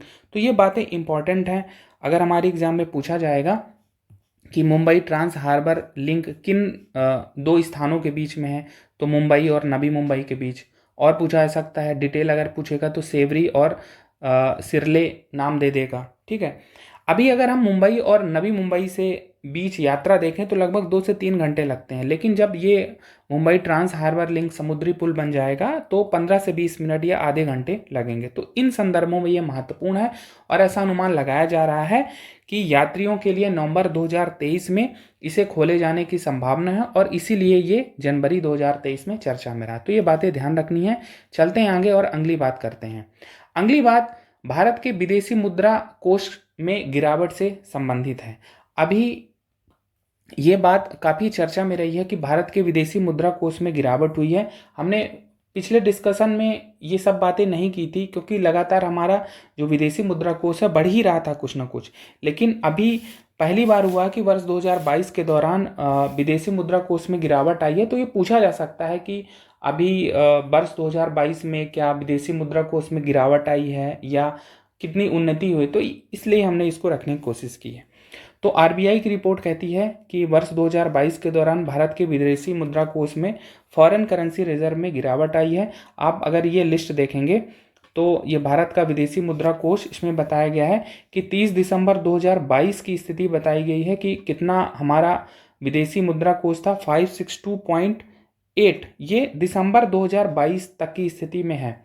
और अगर हम पिछले साल की बात करें कि 31 दिसंबर 2021 की स्थिति में कितना था, तो 633.6, यानी लगभग 70.8 लाख अरब डॉलर की 70.8 अरब डॉलर की गिरावट इसमें दर्ज की गई है। और ये पहला ऐसी बार है, ठीक है, एक साल के दौरान इसमें गिरावट हुई है। एक चीज़ और इस रिपोर्ट में बताया गया है कि जो 6 सितंबर 2021 का समय है, इसमें हमारा जो फॉरेन रिजर्व था अब तक का सर्वोच्च स्तर पे था। कितना था? 642.5 अरब डॉलर। 6 सितंबर 2021 को हमारा जो फॉरेन रिजर्व था कितना था? 642.5, और ये अभी तक का सर्वोच्च है। अभी हमने इस पे बात की कि 31 दिसंबर को 633 था, और अगले एक साल बाद 2022 की स्थिति में 562.8, यानी एक साल के दौरान इसमें 70.8 अरब डॉलर की कमी आई है। अब इसमें और चीज़ें क्या पूछी जा सकती, एक तो ये पूछा जा सकता है, ट्रेंड पूछा जा सकता है कि क्या 2022 में हमारा रिजर्व बढ़ा है या घटा है। तो ठीक है, हमने देखा कि गिरावट हुई है। एक और चीज़ पूछी जा सकती है कि जो हमारा फॉरेन रिजर्व है वो किन किन रूपों में रखा जाता है। तो आप देखेंगे कि हमारा जो कुल विदेशी मुद्रा कोष है वो फॉरेन करेंसी एसेट्स, विदेशी मुद्रा परिसंपत्तियों के रूप में रखा जा सकता है, जिसमें बॉन्ड हैं, विदेशी मुद्राएं हो सकती हैं, गोल्ड के फॉर्म में रखा जा सकता है, स्वर्ण सोना, और एसडीआर स्पेशल ड्राइंग राइट्स के रूप में रखा जा सकता है, और ट्रेंच विथ आईएमएफ अंतर्राष्ट्रीय मुद्रा कोष के पास सुरक्षित राशि, इसके रूप में भी हमारा विदेशी मुद्रा कोष रखा जा सकता है। तो पूछा जा सकता है हमारे एग्जाम में ये तीनों विकल्प दे दें कि हमारा जो भारत का विदेशी मुद्रा कोष है वो किन किन रूपों में रखा जाता है, ए बी सी और डी ये दे दे, ठीक है। तो ये ध्यान रखना है कि अगर पूछा जाएगा तो ये हमसे बन जाना चाहिए। चलते हैं आगे और अगली बात करते हैं। अब हम विज्ञान एवं प्रौद्योगिकी के क्षेत्र में जनवरी 2023 में जो भी बातें महत्वपूर्ण रही हैं उनको पढ़ लेते हैं। इसमें सबसे पहली बात नेशनल ग्रीन हाइड्रोजन मिशन, राष्ट्रीय हरित हाइड्रोजन मिशन के बारे में है। इसको हमने प्रारंभिक और मुख्य परीक्षा दोनों ही की दृष्टि से समझने की कोशिश की है कि प्रारंभिक परीक्षा में क्या पूछा जा सकता है और मेंस में अगर पूछा जाएगा तो आप पर्याप्त 200 वर्ड्स में इसको लिख सकें। तो प्रॉपर आप देखेंगे आगे कि इसमें डायग्राम वगैरह भी हैं, जो भी इसमें आप देखेंगे, ये देखेंगे क्या लाभ हैं। तो ये मेंस के हिसाब से भी हमने तैयार करने की कोशिश की है। तो चलिए प्रारंभ करते हैं, देख लेते हैं कि नेशनल ग्रीन हाइड्रोजन मिशन, राष्ट्रीय हरित हाइड्रोजन मिशन क्या है। तो इसकी घोषणा की गई थी 2021-22 के बजट में, और अभी चर्चा में ये क्यों रहा, क्योंकि केंद्र सरकार द्वारा 4 जनवरी 2023 को इसे मंजूरी दे दी गई है। नेशनल ग्रीन हाइड्रोजन मिशन क्या उद्देश्य है इसका, कि भारत को हरित हाइड्रोजन के उपयोग, उत्पादन और निर्यात हेतु वैश्विक केंद्र बनाना, ये इसका उद्देश्य है। एक उद्देश्य ये भी है कि जीवाश्म ईंधन पर जो भारत की निर्भरता है उसको कम करना। इसके लिए लागत लगेगी 19,744 करोड़ रुपए, पूछा जा सकता है एग्जाम में। और नोडल मंत्रालय है नवीन एवं नवीकरणीय ऊर्जा मंत्रालय, ministry of new and renewable energy, ठीक है। अब इसमें और कुछ बातें कही गई कि यह हरित हाइड्रोजन के व्यावसायिक उत्पादन को प्रोत्साहित करेगा, भारत को हरित ईंधन का शुद्ध निर्यातक बनाने हेतु यह कार्यक्रम लाया गया है। अब इसमें कुछ और चीज़ें पूछी जा सकती हैं कि मिशन के उपघटक क्या हैं। तो मिशन के उपघटक में एक पहला है साइट। साइट का मतलब है strategic interventions for green hydrogen transition programme, Hindi रूपांतरण इसका हरित हाइड्रोजन की दिशा में आगे बढ़ने वाले कार्यक्रम हेतु रणनीतिक हस्तक्षेप। अब इसका क्या उद्देश्य है, साइट का क्या उद्देश्य है? साइट का उद्देश्य है इलेक्ट्रोलाइजर के घरेलू निर्माण को प्रोत्साहन देना। इलेक्ट्रोलाइजर का क्या मतलब है? इलेक्ट्रोलाइजर एक उपकरण होता है जो जल यानी H2O को H2 और O2 में विभाजित करता है। यानी इलेक्ट्रोलाइजर एक उपकरण है जो जल के अणुओं को उनके घटक O2 और H2 परमाणु में विभाजित करने में सक्षम होता है, ठीक है। तो साइट में क्या उद्देश्य रखा गया है कि इलेक्ट्रोलाइजर का घरेलू विनिर्माण करेंगे और उसको प्रोत्साहित करेंगे। वहीं मिशन के उपघटक में और एक बात है हरित हाइड्रोजन हब के बारे में। इसमें कहा गया है कि बड़े पैमाने पर हाइड्रोजन के उत्पादन और उपयोग का समर्थन करने में सक्षम क्षेत्रों की पहचान की जाएगी और उनका हब के रूप में विकास किया जाएगा। तीसरी बात है कि सामरिक हाइड्रोजन नवाचार साझेदारी, ship strategic hydrogen innovation partnership. अब इसमें क्या कहा गया कि इसके तहत अनुसंधान एवं विकास के लिए सार्वजनिक निजी भागीदारी पीपीपी फ्रेमवर्क को सुगम बनाया जाएगा। तो ये सब बातें कही गई हैं, ये मेंस की दृष्टि से भी महत्वपूर्ण है। प्रारंभिक परीक्षा में पूछा जा सकता है कि साइट किसका पार्ट है, ठीक है। हरित हाइड्रोजन हब बनाने की बात किसमें कही गई है, ठीक है। तो ये सब बातें पूछी जा सकती हैं। अब आप यहाँ पर देखेंगे कि ये यहाँ पर इसमें कुछ टारगेट भी रखे गए हैं हरित हाइड्रोजन मिशन में। वहीं इसके बारे में यही यहाँ पर कहा जा रहा है कि जो टारगेट्स रखे गए हैं, क्या टारगेट रखे गए हैं, किसमें रखा गया है कि 2030 तक 5 MMT ग्रीन हाइड्रोजन का उत्पादन किया जाएगा। MMT का मतलब है मिलियन मीट्रिक टन। ये लक्ष्य रखे गए हैं। 6 लाख नए हरित रोजगार बनाने की बात कही गई है, सृजित करने की बात कही गई है। वहीं ये कहा गया है कि जो 50 MMT कार्बन उत्सर्जन में कटौती होगी, 60 से 100 मेगावाट इलेक्ट्रोलाइजर इंस्टॉलेशन किए जाएंगे। हमने बात की कि इलेक्ट्रोलाइजर, ये हमने साइट में पढ़ा था कि साइट प्रोग्राम में कहा गया है कि इलेक्ट्रोलाइजर के घरेलू विनिर्माण को बढ़ावा देंगे। तो यहाँ पर क्या कहा गया है कि 60 से 100 गीगावाट इलेक्ट्रोलाइजर इंस्टॉल किए जाएंगे। इलेक्ट्रोलाइजर क्या है, हमने बात की कि एक ऐसा उपकरण है जो जल के अणुओं को उनके घटक परमाणुओं में विभाजित करने में सक्षम है, ठीक है। और इसमें एक बात कही गई कि ग्रीन हाइड्रोजन का उत्पादन किया जाएगा 125 गीगावाट, उससे नवीकरणीय ऊर्जा का उत्पादन किया जाएगा। 8 लाख करोड़ रुपए से अधिक का निवेश करने की बात इसमें की गई है। यही चीज़ें यहाँ पर जो बताई गई हैं सब इंग्लिश मीडियम वालों के लिए है, और जो हमसे चैनल से जुड़े हुए इंग्लिश मीडियम वाले, उनकी ये समस्या रहती है कि कम से कम टर्मिनोलॉजी आप अंग्रेजी में भी लिख दिया करें। तो उसी का एक प्रयास यहाँ पर किया गया है। और यहाँ पर बताया गया है कि जो हाइड्रोजन की श्रेणियाँ हैं कौन कौन सी हैं, उत्पादन विधि के आधार पर आप देखेंगे कि ग्रे हाइड्रोजन है, ब्लू हाइड्रोजन है, ग्रीन हाइड्रोजन। यहाँ पर हम ग्रीन हाइड्रोजन की बात कर रहे हैं। तो ग्रीन हाइड्रोजन में उसका निर्माण किया जाता है इलेक्ट्रोलिसिस से, और ये इलेक्ट्रोलिसिस की प्रोसेस होती है अक्षय ऊर्जा से, यानी रिन्यूएबल एनर्जी से। अब इलेक्ट्रोलिसिस क्या है, विद्युत ऊर्जा का उपयोग करके जब आप O2 और H2 परमाणुओं को अलग करते हैं तो उसको इलेक्ट्रोलिसिस कहा जाता है। तो ध्यान रखना है कि ये जो विद्युत ऊर्जा होगी वो अक्षय ऊर्जा होगी, रिन्यूएबल एनर्जी होगी। तो ये बातें ध्यान रखनी है, ठीक है। और यहाँ पर मेंस के हिसाब से ही बताया गया कि इस मिशन से क्या क्या लाभ होने वाले हैं। तो अग्रणी निर्माता भारत बनेगा, जैसा कि हमने बात की कि इसका लक्ष्य है कि भारत को हरित ईंधन का शुद्ध निर्यातक बनाना।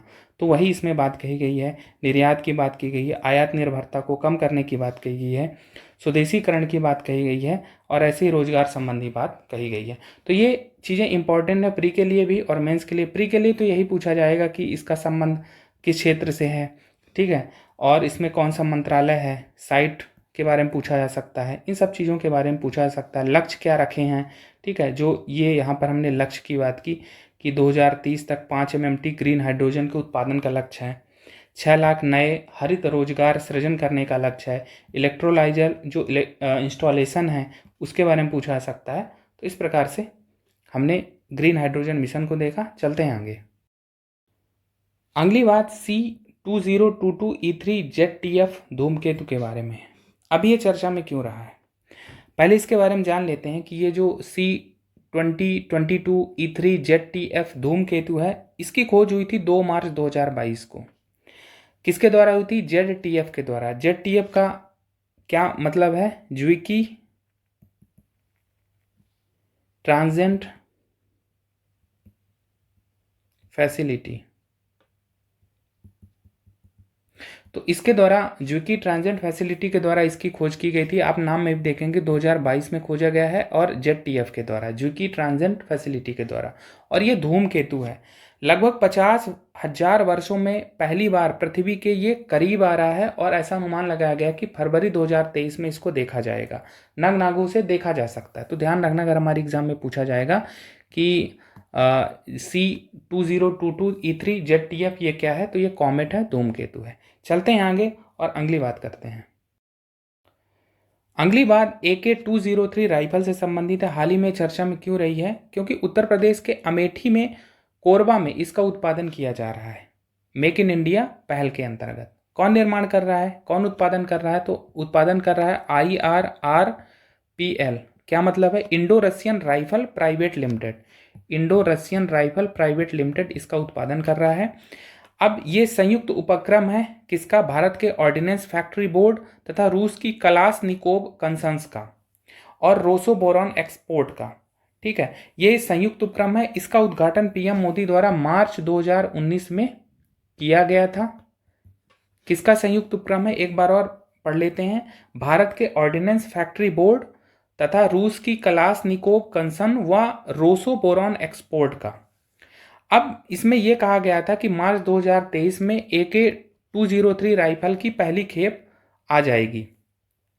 दिसंबर 2021 में रूस के साथ हमने समझौता किया था जिसमें लगभग 6.1 लाख राइफलों का उत्पादन किया जाना प्रस्तावित था और इसमें रूसी तकनीक के द्वारा उत्पादन किया जाएगा, रूसी पार्ट्स आएंगे वहां से। ठीक है, तो ये बातें महत्वपूर्ण है जो हमने AK-203 राइफल के संबंध में पढ़ी। अब एग्जाम में हमारे क्या पूछा जा सकता है?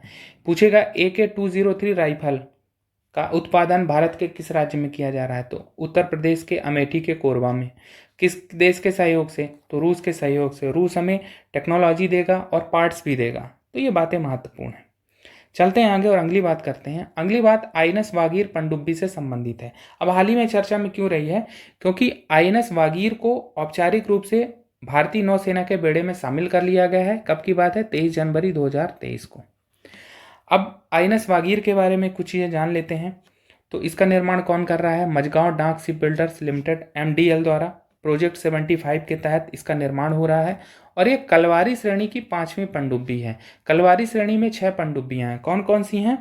कलवारी है, आईएनएस खंडेरी है, आईएनएस करंज है, आईएनएस वेला है, आईएनएस वागीर है और आईएनएस वागसीर। तो ये वागीर जो है 5वीं है। अब इसके बाद और बचेगी एक वागसीर जिसे भारतीय नौसेना में शामिल करना बचा है। तो ऐसी संभावना लगाई गई है कि जनवरी 2023 के वर्ष में ही इसको शामिल कर लिया जाएगा। 23 जनवरी यानी जनवरी 2023 में तो वागीर को कर लिया गया, वागसीर और बची है तो इसी साल हो जाएगी ये भी भारतीय नौसेना में शामिल।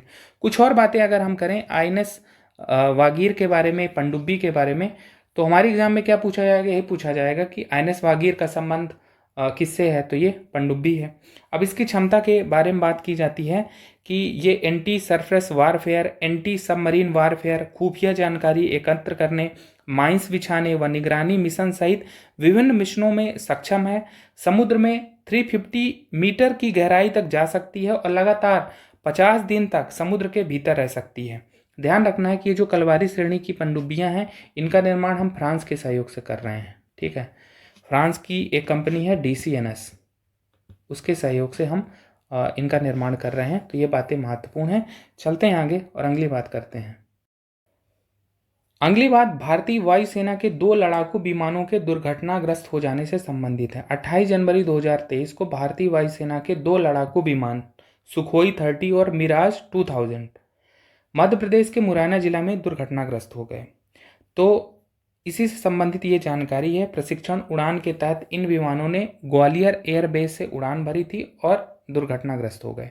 दुर्घटना में एक पायलट की भी मृत्यु हो गई। तो ये बातें ध्यान रखनी है।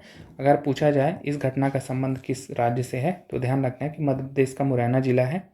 ग्वालियर एयरबेस से इन 2 प्रशिक्षण लड़ाकू विमानों ने उड़ान भरी थी और ये दुर्घटना हो गई। अगली बात नेपाल से संबंधित है।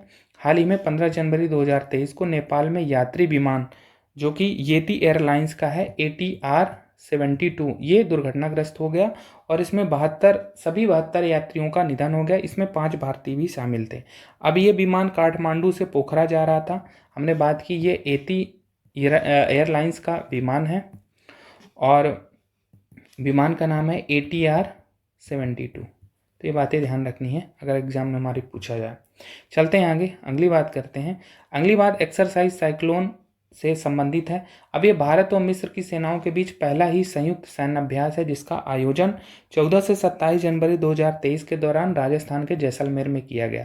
अब हमारे एग्जाम में पूछा जाएगा कि एक्सरसाइज साइक्लोन में कौन से 2 देश सम्मिलित हैं? तो भारत व मिस्र, और ये पहला था इसलिए ज़्यादा महत्वपूर्ण है। अगली बात करते हैं वरुण के 21वें संस्करण के बारे में। तो वरुण क्या है? ये भारत और फ्रांस का संयुक्त नौसैनिक अभ्यास है और इसका जो 21वां संस्करण है पश्चिमी तट पर 16 से 20 जनवरी 2023 के दौरान आयोजित हुआ। अब हमारे एग्जाम में यही पूछेगा कि वरुण किन 2 देशों के बीच नौसैनिक अभ्यास है, तो भारत और फ्रांस के बीच। अभी हाल ही में कैप्टन शिवा चौहान चर्चा में रही हैं। क्यों चर्चा में रही हैं? ये भारतीय थल सेना की अधिकारी हैं। हाल ही में विश्व के सबसे ऊंचे युद्ध क्षेत्र सियाचिन में कुमार पोस्ट में इनको तैनात किया गया और इस पोस्ट पर तैनात होने वाली ये पहली भारतीय महिला बन गई या पहली भारतीय महिला अधिकारी बन गई और इसीलिए चर्चा में रही है। तो पूछा जा सकता है कैप्टन शिवा चौहान के बारे में। अभी हमने कहा कि विश्व के सबसे ऊंचे युद्ध क्षेत्र सियाचिन में इनकी तैनाती की गई। तो ये जो कुमार पोस्ट है, ये इसका एल्टीट्यूड कितना है? लगभग 15,600 फीट है। तो ये ध्यान रखना है। तो एक इम्पॉर्टेंट ये भी है कि विश्व का सबसे ऊंचा युद्ध क्षेत्र कौन सा है? तो सियाचिन। ठीक है, तो ये बातें भी महत्वपूर्ण हैं। तो इस प्रकार से आज हमने आर्थिक एवं विज्ञान एवं प्रौद्योगिकी के क्षेत्र में जो भी बातें जनवरी 2023 में महत्वपूर्ण रही उनको पढ़ा। आज अब हम जनवरी 2023 में चर्चा में रहे महत्वपूर्ण व्यक्तित्वों को पढ़ लेते हैं। सबसे पहले हम नियुक्तियों के कारण चर्चा में रहे महत्वपूर्ण व्यक्तित्वों को देख लेते हैं। इसमें सबसे पहला नाम एयर मार्शल अमरप्रीत सिंह का है। एयर मार्शल एपी सिंह या अमरप्रीत सिंह, इन्हें भारतीय वायुसेना का नया उप प्रमुख बनाया गया, यानी वाइस एयर चीफ हैं एयर मार्शल अमरप्रीत सिंह। इन्होंने एयर मार्शल संदीप सिंह की जगह ली है, जिनका कार्यकाल 31 जनवरी 2023 को समाप्त हो रहा था, यानी ये 31 जनवरी 2023 को रिटायर हो गए एयर मार्शल संदीप सिंह। उनकी जगह पर वाइस एयर चीफ बनाया गया है एयर मार्शल अमरप्रीत सिंह को। इनका कार्यकाल 1 फरवरी 2023 से प्रारंभ होगा। अगर हम एक्स्ट्रा इन्फॉर्मेशन जाने कि हमारे भारतीय वायुसेना के प्रमुख कौन है, तो विवेक राम चौधरी। ये ध्यान रखना कि VR चौधरी ये कौन है? एयर चीफ मार्शल और 27वें एयर चीफ मार्शल हैं। तो ये बातें ध्यान रखनी है। अगले व्यक्तित्व हैं माइकल देवव्रत पात्रा। ये RBI के डिप्टी गवर्नर हैं और हाल ही में चर्चा में क्यों रहे हैं? क्योंकि 1 वर्ष के अतिरिक्त कार्यकाल के लिए RBI के डिप्टी गवर्नर के पद पर पुनर्नियुक्ति हुई है डॉक्टर माइकल देवव्रत पात्रा का। ज्ञात हो कि जनवरी 2020 में इनकी नियुक्ति हुई थी RBI के डिप्टी गवर्नर के रूप में, और अभी जैसा कि हमने पढ़ा कि 1 वर्ष के कार्यकाल के लिए इनकी पुनर्नियुक्ति हुई है, तो अब इनका कार्यकाल जनवरी 2024 तक रहेगा। यहाँ पर RBI से मतलब है रिजर्व बैंक ऑफ इंडिया। ये बातें ध्यान रखनी है। अगले व्यक्तित्व को देखते हैं। अगले व्यक्तित्व हैं विक्रम देवदत्त। इन्हें नागरिक उड्डयन महानिदेशालय का महानिदेशक नियुक्त किया गया है, director general of civil aviation. अब अगर कुछ बातें हम जानें तो इनका कार्यकाल 28 फरवरी 2023 से प्रारंभ होगा। इन्होंने अरुण कुमार की जगह ली है और ये 1983 बैच के IAS अधिकारी रहे हैं। तो ये बातें महत्वपूर्ण हैं। विक्रम देवदत्त के बारे में ध्यान रखना है कि इन्हें नागरिक उड्डयन महानिदेशालय director general of civil aviation नियुक्त किया गया है। अगले व्यक्तित्व हैं JP नड्डा, जिन्हें भारतीय जनता पार्टी के अध्यक्ष के रूप में इनके कार्यकाल में वृद्धि की गई है और इनका बढ़ा हुआ कार्यकाल जून 2024 तक रहेगा। जनवरी 2020 में 3 वर्ष के कार्यकाल के लिए JP नड्डा को भारतीय जनता पार्टी BJP का अध्यक्ष बनाया गया था और इनके कार्यकाल में अभी वृद्धि की गई।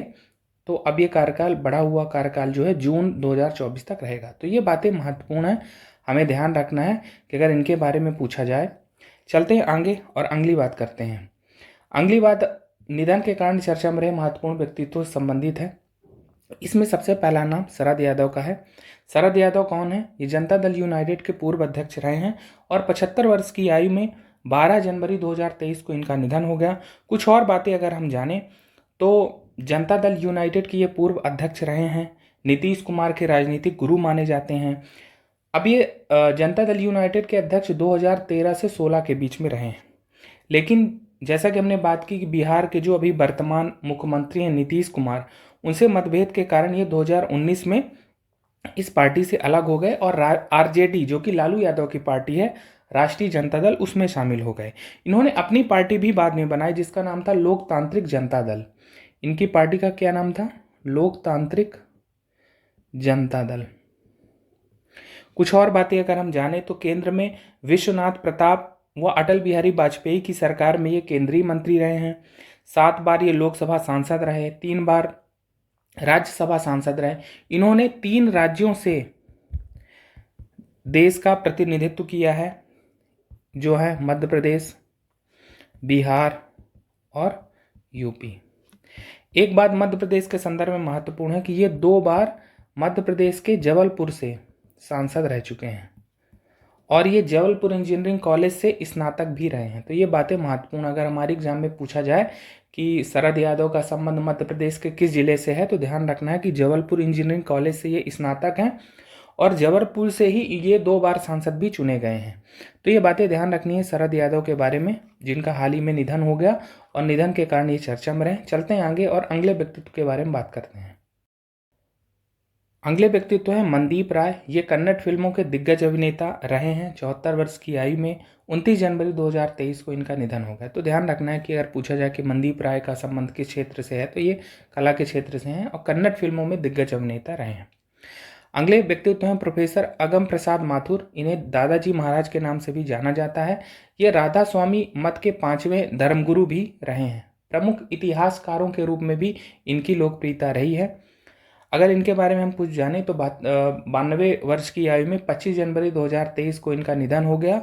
ये 2 बार आगरा विश्वविद्यालय के कुलपति भी रहे हैं। कब से कब तक? 1982 से 85 और 1988 से 1991 तक ये आगरा विश्वविद्यालय के कुलपति भी रहे हैं, प्रोफेसर अगम प्रसाद माथुर। तो इनके बारे में ये कुछ बातें थी। चलते हैं आगे। जनवरी 2023 में पुरस्कार और सम्मान जो भी चर्चा में रहे, अब हम उन्हें पढ़ लेते हैं। इसमें सबसे पहली बात पद्म पुरस्कार 2023 के बारे में है। पद्म पुरस्कार 2023 की घोषणा जनवरी 2023 में गणतंत्र दिवस 74वें गणतंत्र दिवस की पूर्व संध्या पर की गई गृह मंत्रालय के द्वारा। कुछ मूलभूत बातें जान लेते हैं पद्म पुरस्कार या पद्म अलंकरण के बारे में, फिर हम देखेंगे कि 2023 में किन किन व्यक्तित्वों को यह सम्मान दिया गया। तो पद्म पुरस्कार हमने जैसे कि बात की, ये गणतंत्र दिवस की पूर्व संध्या पर इनकी घोषणा की जाती है और घोषणा कौन करता है? गृह मंत्रालय। ये ध्यान रखना है कि गृह मंत्रालय इसकी घोषणा करता है और राष्ट्रपति द्वारा ये सम्मान प्रदान किए जाते हैं। 1954 में 2 नागरिक सम्मानों की घोषणा की गई या 2 नागरिक सम्मान प्रारंभ किए गए। एक है भारत रत्न और दूसरा था पद्म विभूषण। इनकी जो घोषणा है, इनका प्रारंभ है, इनकी स्थापना है 1954 में की गई। 2 नागरिक सम्मान हमने बात की, भारत रत्न और पद्म विभूषण की। पद्म विभूषण की 3 श्रेणियां थी, इसकी 3 श्रेणियां थी और जैसे श्रेणी का, श्रेणी खा और श्रेणी गा।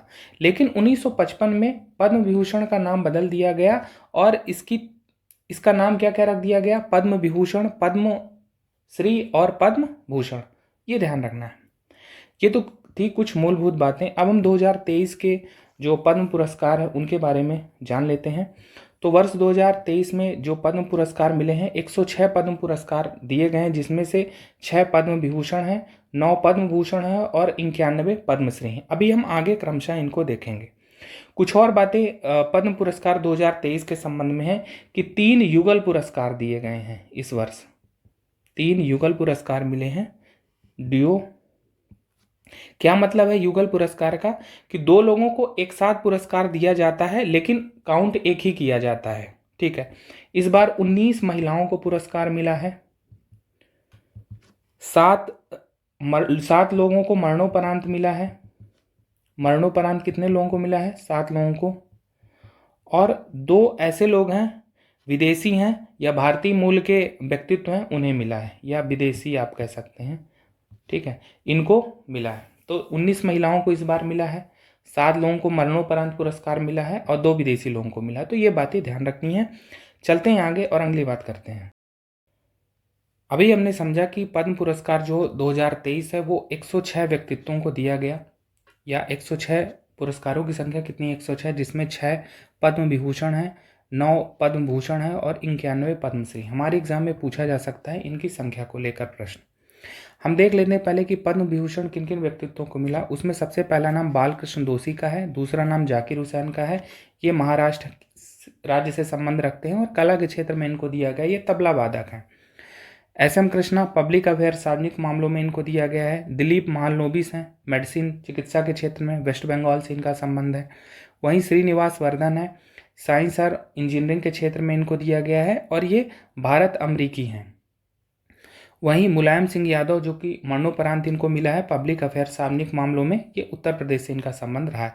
अब हम इनकी थोड़ा डिटेल जानकारी जान लेते हैं, हो सकता है हमारे एग्जाम में पूछा जाए।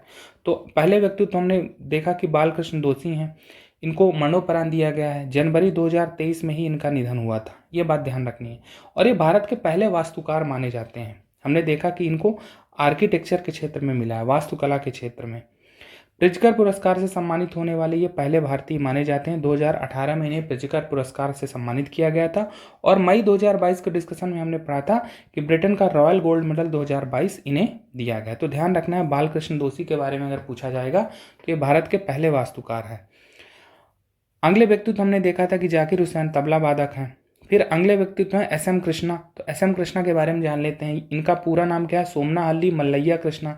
ये भारत के विदेश मंत्री रहे 2009 से 14 में। कर्नाटक के पूर्व सीएम रहे हैं 1999 से 2004 तक। वहीं महाराष्ट्र के राज्यपाल रहे हैं 2004 से 8 तक। अगले व्यक्तित्व हैं दिलीप महालनोबिस। इन्हें भी मरणोपरांत ये पुरस्कार दिया गया है। ये बाल रोग विशेषज्ञ रहे हैं और इन्हें ओआरएस का जनक भी कहा जाता है। ओआरएस का मतलब है ओरल रिहाइड्रेशन सॉल्यूशन। और कहा जाता है कि ओआरएस के व्यापक उपयोग से दस्त, हैजा, डिहाइड्रेशन के कारण होने वाली मौतों में 90% से अधिक की कमी देखी गई थी। तो ध्यान रखना है, दिलीप महालनोबिस का नाम हमारे एग्जाम में पूछा जा सकता है कि इनका संबंध किस क्षेत्र से है या ओआरएस के जनक कौन है। ठीक है।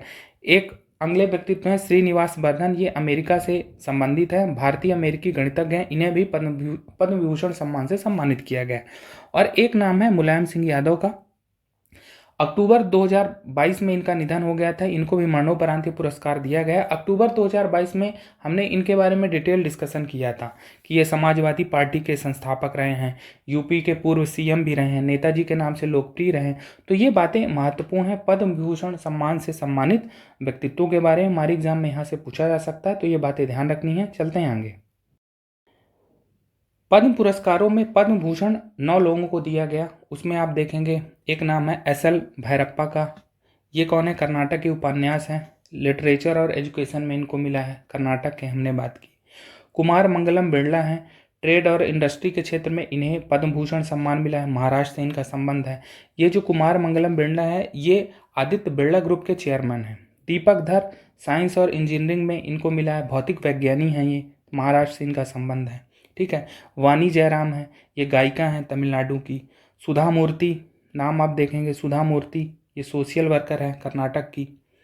और इन्फोसिस फाउंडेशन की चेयरमैन भी हैं सुधा मूर्ति। एक है सुमन कल्याणपुरम, ये आप देखेंगे सुमन कल्याणपुर, ये भी गायिका हैं, महाराष्ट्र से इनका संबंध है। तो ये कुछ नाम है, ध्यान रखना। थोड़ा डिस्कशन हमने कर लिया कि नाम आपको ध्यान रहे। एक बार आप नाम पढ़ लेंगे तो चीज़ें क्लियर हो जाएंगी।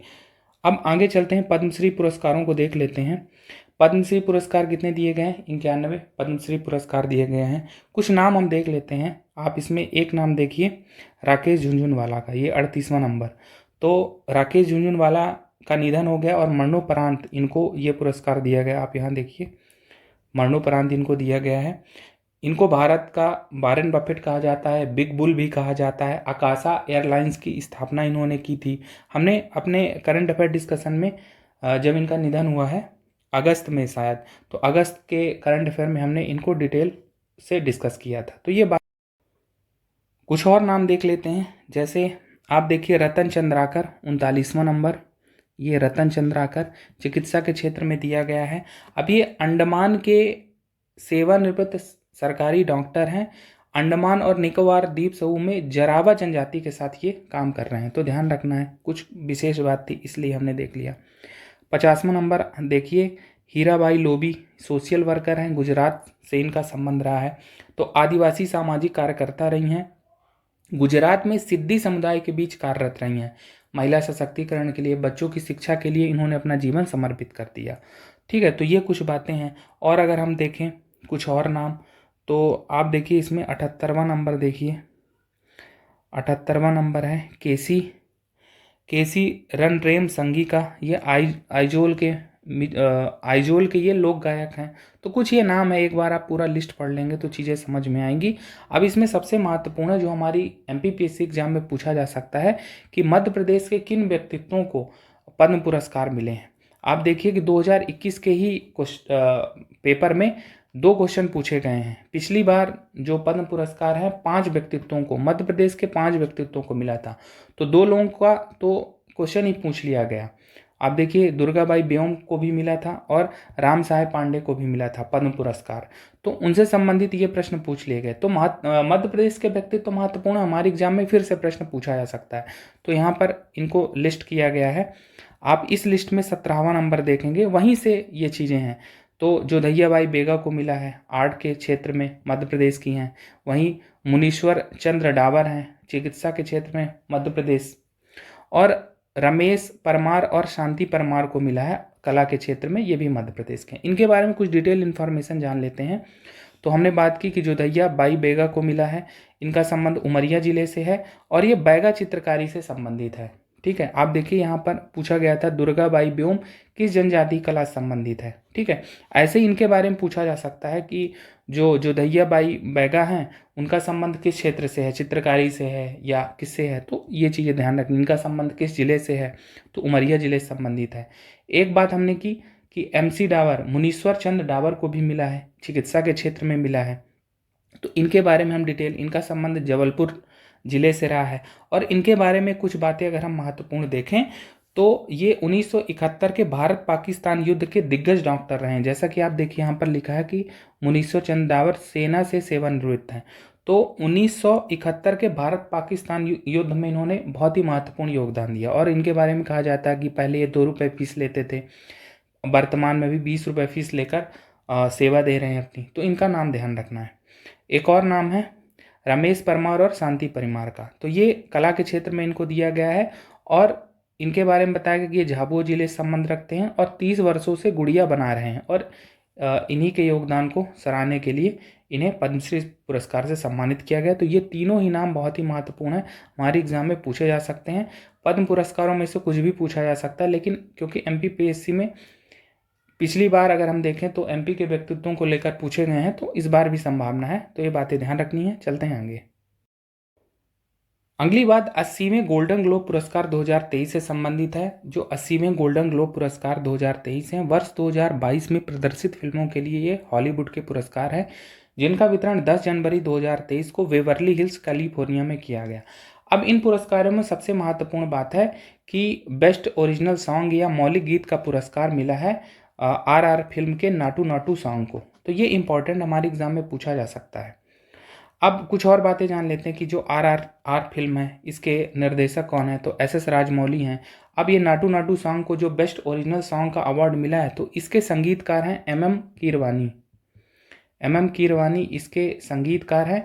पद्मश्री सम्मान से सम्मानित इस बार किया गया। आप ये लिस्ट अगर देखेंगे, इसमें लिस्ट में 41वां नंबर आप देखेंगे, 41वां नंबर ये है।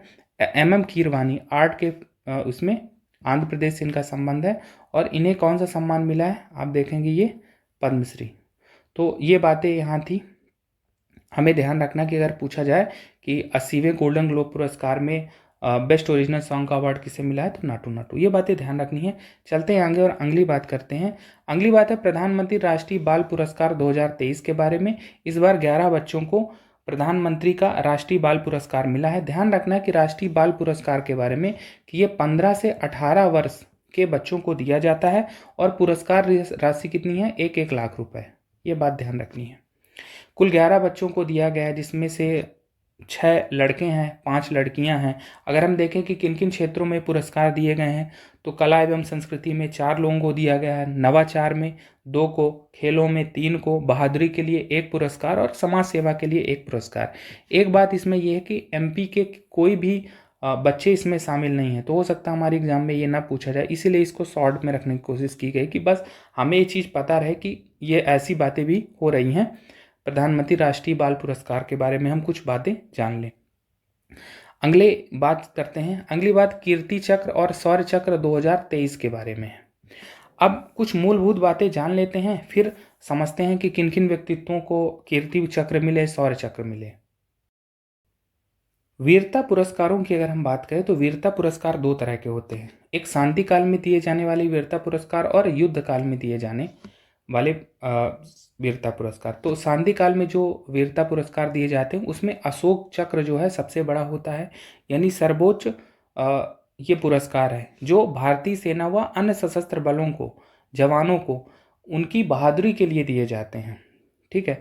और दूसरा है कीर्ति चक्र और तीसरा है शौर्य चक्र, यानी शांति काल में दिए जाने वाले या शांतिकालीन परिस्थितियों में बहादुरी का कार्य करने वाले जो सशस्त्र बल के जवान हैं, सैनिक हैं, अधिकारी हैं, तो उनको दिया जाता है अशोक चक्र, कीर्ति चक्र और शौर्य चक्र। अशोक चक्र इन सब में सबसे महत्वपूर्ण है। तो आप देखिए यहाँ पर कीर्ति चक्र दिया गया है, शौर्य चक्र दिया गया है, यानी शांति काल परिस्थितियों के लिए वीरता सम्मान है। वहीं युद्ध काल में जो पुरस्कार दिए जाते हैं उसमें सर्वश्रेष्ठ है परमवीर चक्र, उसके बाद है महावीर और तीसरा है वीर चक्र। तो ये कुछ मूलभूत बातें थी।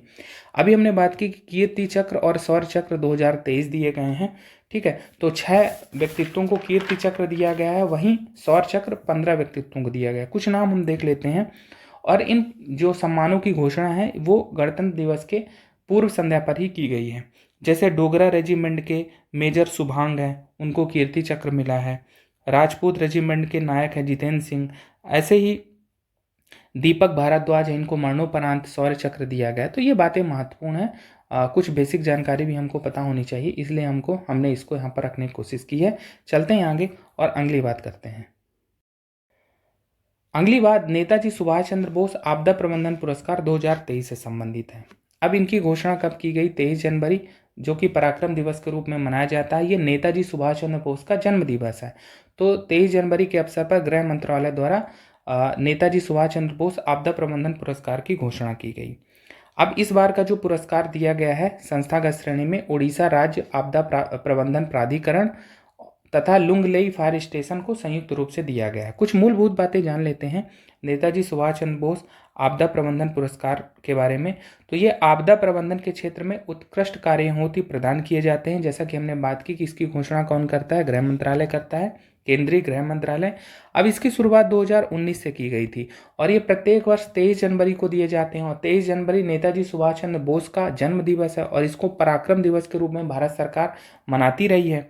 ये 2 श्रेणियों में दिए जाते हैं, ये ध्यान रखना कि ये 2 श्रेणियों में दिए जाते हैं।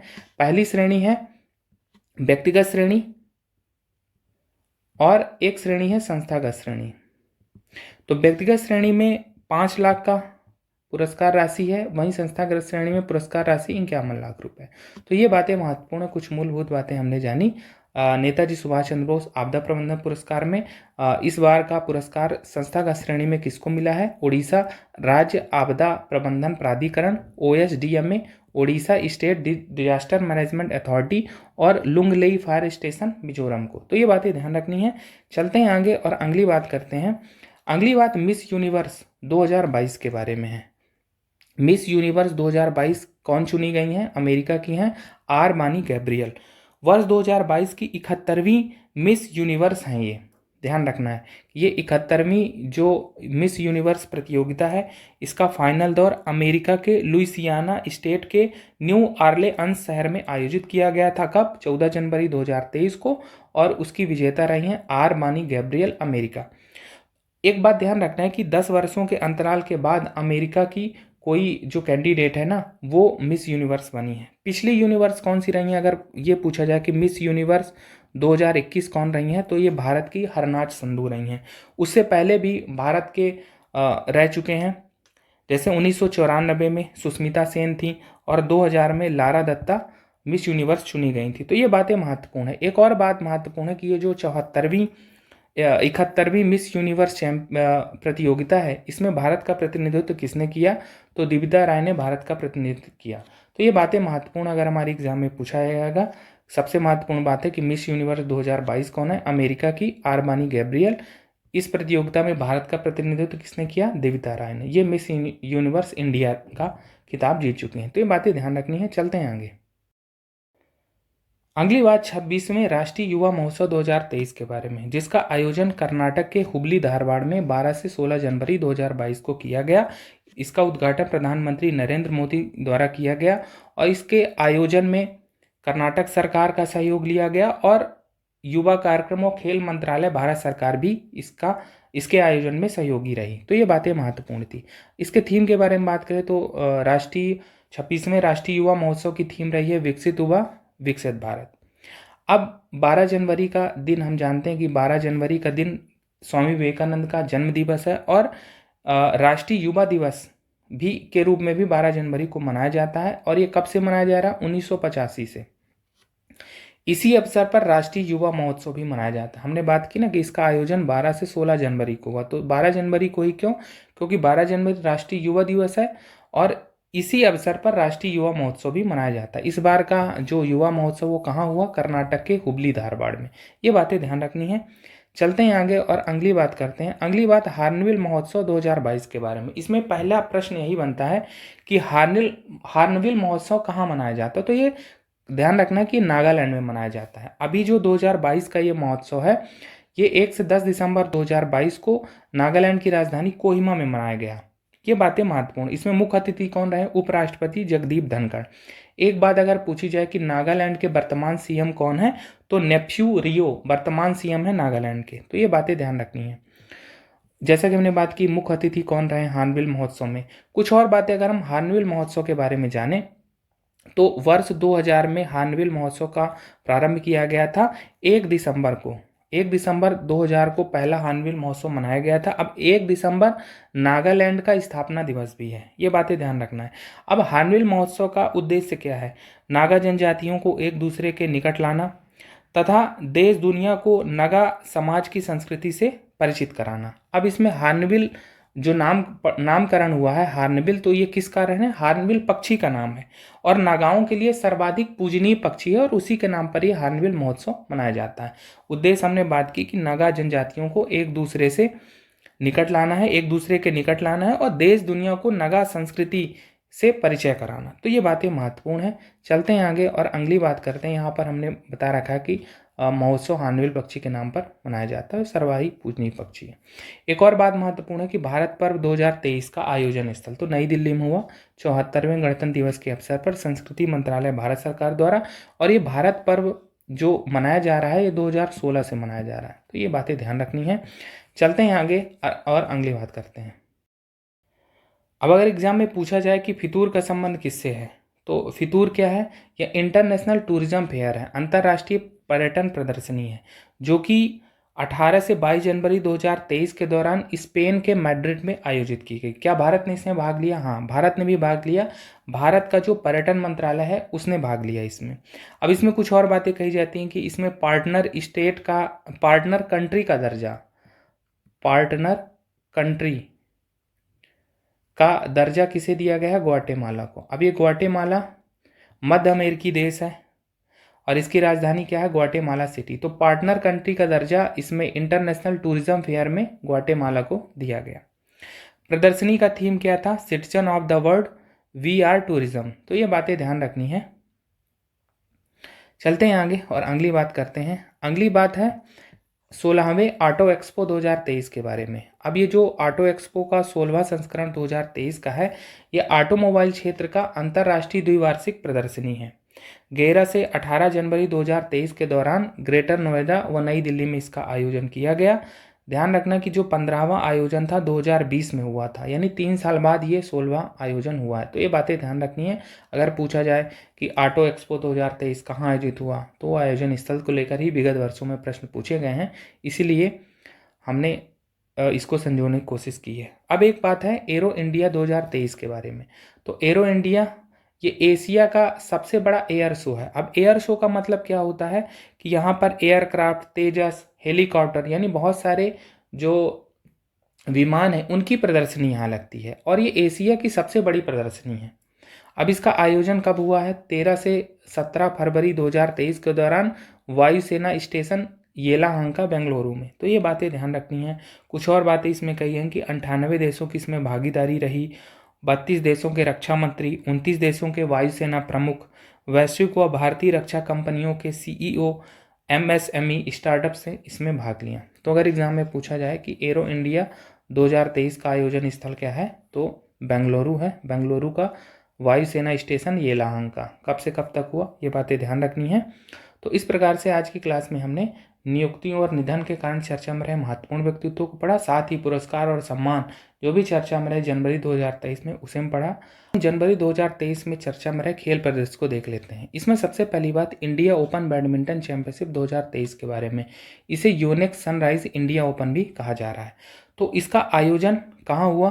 17 से 22 जनवरी को नई दिल्ली में और नई दिल्ली के केडी जाधव इंडोर हॉल में इसका आयोजन हुआ, बैडमिंटन एसोसिएशन ऑफ इंडिया के तत्वाधान में। अब इसमें कोई भी भारतीय पुरस्कार नहीं जीत सका या मेडल नहीं जीत सका, इसलिए ज़्यादा इस पर डिटेल नहीं इकट्ठा की गई है। इसमें सबसे ज़्यादा महत्वपूर्ण बात तो यही है कि अगर पूछा जाएगा कि इंडिया ओपन बैडमिंटन चैंपियनशिप 2023 का आयोजन स्थल क्या है, तो ध्यान रखना है नई दिल्ली। कब से कब तक आयोजन है, ये भी थोड़ा ध्यान रखना है। अगली बात करते हैं। अगली बात है पुरुषों की सीनियर राष्ट्रीय मुक्केबाजी चैंपियनशिप 2022-23 के बारे में।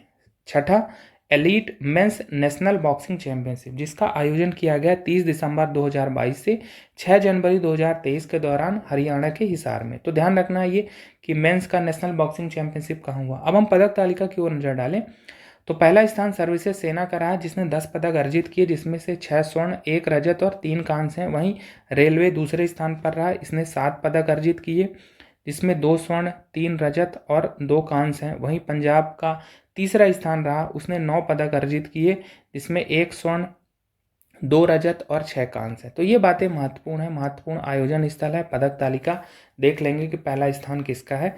चलते हैं आगे, अगली बात करते हैं। अगली बात, हाल ही में आदित्य मित्तल चर्चा में रहे हैं। अब ये आदित्य मित्तल कौन है, तो ये मुंबई के हैं और 16 वर्षीय शतरंज खिलाड़ी हैं। अब चर्चा में क्यों रहे, क्योंकि ये भारत के 77वें शतरंज ग्रैंड मास्टर है। तो ध्यान रखना, अगर पूछा जाए कि आदित्य मित्तल का संबंध किस खेल से है, तो ध्यान रखना ये शतरंज के खिलाड़ी हैं। अब हम अगली बात करते हैं महिलाओं के पहले आईसीसी अंडर 19 क्रिकेट विश्व कप के बारे में। ICC under 19 women's T20 world cup, जिसका आयोजन दक्षिण अफ्रीका में किया गया 14 से 29 जनवरी 2023 के दौरान ये आयोजन हुआ दक्षिण अफ्रीका में। नाम क्या है, महिलाओं का पहला आईसीसी अंडर 19, ये अंडर 19 क्रिकेट विश्व कप है।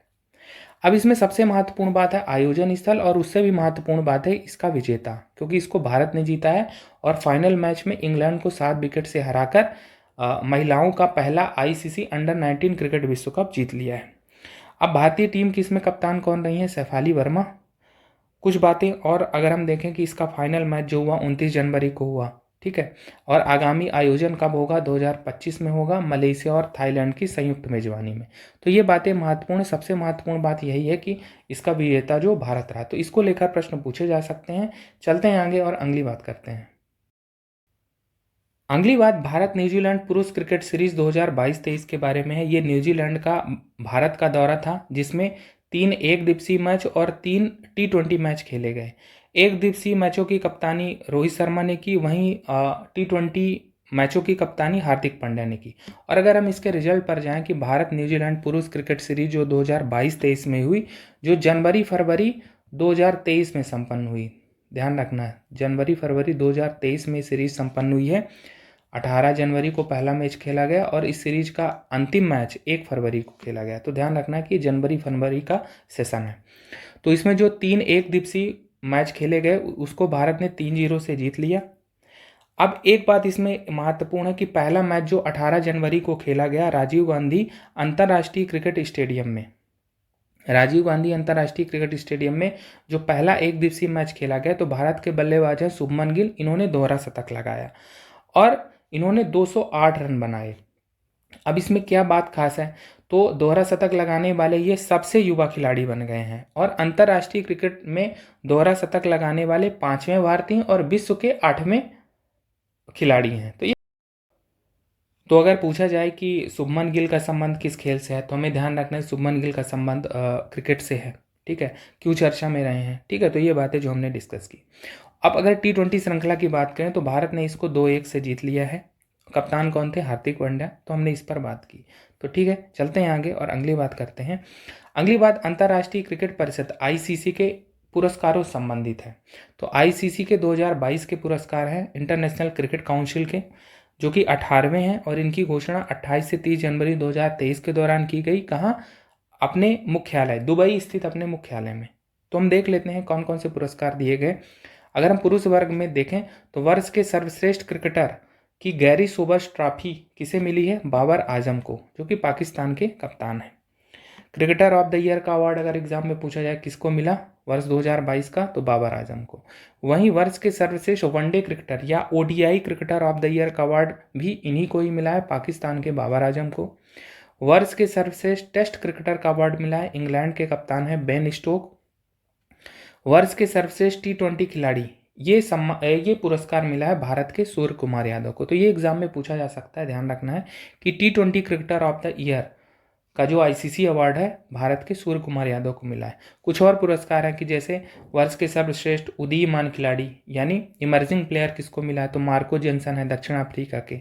सर्वश्रेष्ठ एसोसिएट क्रिकेटर का अवार्ड मिला है नामीबिया के गेरहार्ड इरास्मस को। सर्वश्रेष्ठ अंपायर की डेविड सेफर ट्रॉफी इंग्लैंड के रिचर्ड लिंगवर्थ को मिला है। और एक पुरस्कार है ICC spirit of the cricket पुरस्कार आसिफ शेख जो कि नेपाल के खिलाड़ी हैं। तो ये बातें महत्वपूर्ण। अब अगर हम महिला वर्ग में देखें तो महिला वर्ग में जो पुरस्कार आईसीसी के मिले हैं उसमें महिला क्रिकेटर ऑफ द ईयर का पुरस्कार जो कि रॉशल हेहुई फ्लिंट ट्रॉफी है, ये नताली स्कीवर जो कि इंग्लैंड की खिलाड़ी हैं उन्हें मिला है। नताली स्कीवर इंग्लैंड की खिलाड़ी को मिला है वर्ष की सर्वश्रेष्ठ वनडे खिलाड़ी, यानी महिला वर्ग में सर्वश्रेष्ठ वनडे प्लेयर और क्रिकेटर ऑफ द ईयर दोनों अवार्ड किसको मिले हैं, इंग्लैंड की नताली स्कीवर को। वही टी20 खिलाड़ी वर्ष की सर्वश्रेष्ठ कौन रही हैं, तालिया मैग्राथ, ये ऑस्ट्रेलिया की हैं। और एक इसमें सबसे महत्वपूर्ण अगर पूछा जाए कि रेणुका सिंह का संबंध किस खेल से है, तो ये भारतीय महिला क्रिकेटर हैं, बॉलर हैं ये, और इन्हें वर्ष की सर्वश्रेष्ठ महिला उदीयमान खिलाड़ी इमर्जिंग प्लेयर का अवार्ड मिला है। तो आप देखिए यहाँ पर एक अवार्ड भारत को मिला है सूर्य कुमार यादव को टी20 प्लेयर ऑफ द ईयर, और यहाँ पर emerging player of the year महिला वर्ग में किसको मिला है, रेणुका सिंह को। एक और अवार्ड है सर्वश्रेष्ठ एसोसिएट क्रिकेटर महिला वर्ग में ईसा ओझा यूएई के, यूएई खिलाड़ी हैं ये, इनको मिला है। तो ये बातें ध्यान रखनी है अगर हमारी एग्जाम में पूछा जाए। चलते हैं आगे और अगली बात करते हैं। अगली बात भारत श्रीलंका पुरुष क्रिकेट सीरीज 2022-23 के बारे में है। अब यहाँ पर हम ध्यान देंगे कि ये श्रीलंकाई टीम का भारतीय दौरा था जो कि जनवरी 2023 में संपन्न हुआ। ठीक है, जनवरी 2023 में हुआ। पहला मैच 3 जनवरी को खेला गया और अंतिम मैच 15 जनवरी को खेला गया, यानी ये पूरा सेशन जनवरी का है। जबकि अभी हमने न्यूजीलैंड को देखा था तो ये जनवरी और फरवरी में खेला गया था, यानी इस सीरीज के बाद न्यूजीलैंड की टीम आई है। तो ये बातें ध्यान रखनी है। अब अगर हम इस सीरीज के बारे में बात करें तो 3 टी20 मैच खेले गए और 3 एक दिवसीय मैच खेले गए। जो टी20 मैच थे भारतीय कप्तान कौन थे, हार्दिक पांड्या थे, और भारत ने इसको 2-1 से जीत लिया। तीसरा मैच जो 7 जनवरी को खेला गया उसमें भारत के सूर्य कुमार यादव ने शतक लगाया था, 112 रन बनाए थे। अगर हम एक दिवसीय मैचों की बात करें तो ये भारत ने 3-0 से जीत लिया है। इसके कप्तान कौन थे, रोहित शर्मा भारतीय कप्तान थे इसमें ओडीआई फॉर्मेट में। इसमें एक सबसे महत्वपूर्ण बात है कि तीसरा एक दिवसीय मैच जो कि 15 जनवरी 2023 को खेला गया तिरुवनंतपुरम में, तो भारतीय टीम ने श्रीलंका को 317 रनों के अंतर से हराया। अब इसमें भारत ने 390 रन बनाए थे 5 विकेट खोकर, और श्रीलंका की पूरी टीम 73 रन में ऑल आउट हो गई, यानी आप इनका अंतर देखेंगे तो 317 रनों का अंतर आता है। और अभी तक ये एक दिवसीय अंतर्राष्ट्रीय क्रिकेट में सर्वाधिक रनों से जीत का भारतीय टीम का रिकॉर्ड है। तो ध्यान रखना कि अगर पूछा जाए कि सर्वाधिक रनों से जीत का रिकॉर्ड किसके नाम है, भारत के नाम में। इससे पहले ये न्यूजीलैंड के नाम था, 290 रनों से जीत का रिकॉर्ड था न्यूजीलैंड ने 2008 में आयरलैंड के खिलाफ बनाया था। अब ये रिकॉर्ड भारत के नाम पे। तो ये बातें ध्यान रखनी है। चलते हैं आगे और अगली बात करते हैं। हाल ही में क्रिकेट खिलाड़ी जयदेव उनादकर चर्चा में रहे। अब ये क्यों चर्चा में रहे, क्योंकि इन्होंने रणजी ट्रॉफी के इतिहास में पहली बार अपने पहले ही ओवर में हैट्रिक बनाई। हैट्रिक मतलब ये बॉलर हैं और इन्होंने लगातार 3 गेंदों पर 3 विकेट लिए। तो 3 जनवरी 2023 को राजकोट में सौराष्ट्र एवं दिल्ली के बीच चल रहे रणजी ट्रॉफी के मैच में इन्होंने अपने पहले ही ओवर में पहली 3 गेंदों पर ही क्या कर दिया, 3 विकेट ले लिया और ये रिकॉर्ड बनाया। तो पूछा जा सकता है कि जयदेव उनादकर का संबंध किस क्षेत्र से या किस खेल से संबंधित है, तो ये ध्यान रखना है। अगली बात सीनियर राष्ट्रीय भारोत्तोलन चैंपियनशिप वेट लिफ्टिंग चैंपियनशिप 2022-23 के बारे में है, जिसका आयोजन स्थल क्या है, तमिलनाडु का नागरकोइल। कब से कब तक, 27 दिसंबर 2022 से 7 जनवरी 2023 के दौरान भारतीय भारोत्तोलन महासंघ के तत्वावधान में सीनियर राष्ट्रीय भारोत्तोलन वेट लिफ्टिंग चैंपियनशिप का आयोजन किया गया। अब इसमें कुछ बातें महत्वपूर्ण हैं कि इसमें पुरुष वर्ग का खिताब सेना ने जीता, सर्विसेज ने जीता, वहीं महिला वर्ग का खिताब रेलवे ने जीता। तो ये कुछ बातें हैं, ध्यान रखना है आयोजन स्थल, अगर ये पूछा जाए तो ध्यान रखना है। चलते हैं आगे और अगली बात करते हैं। अगली बात ऑस्ट्रेलियन ओपन के बारे में है।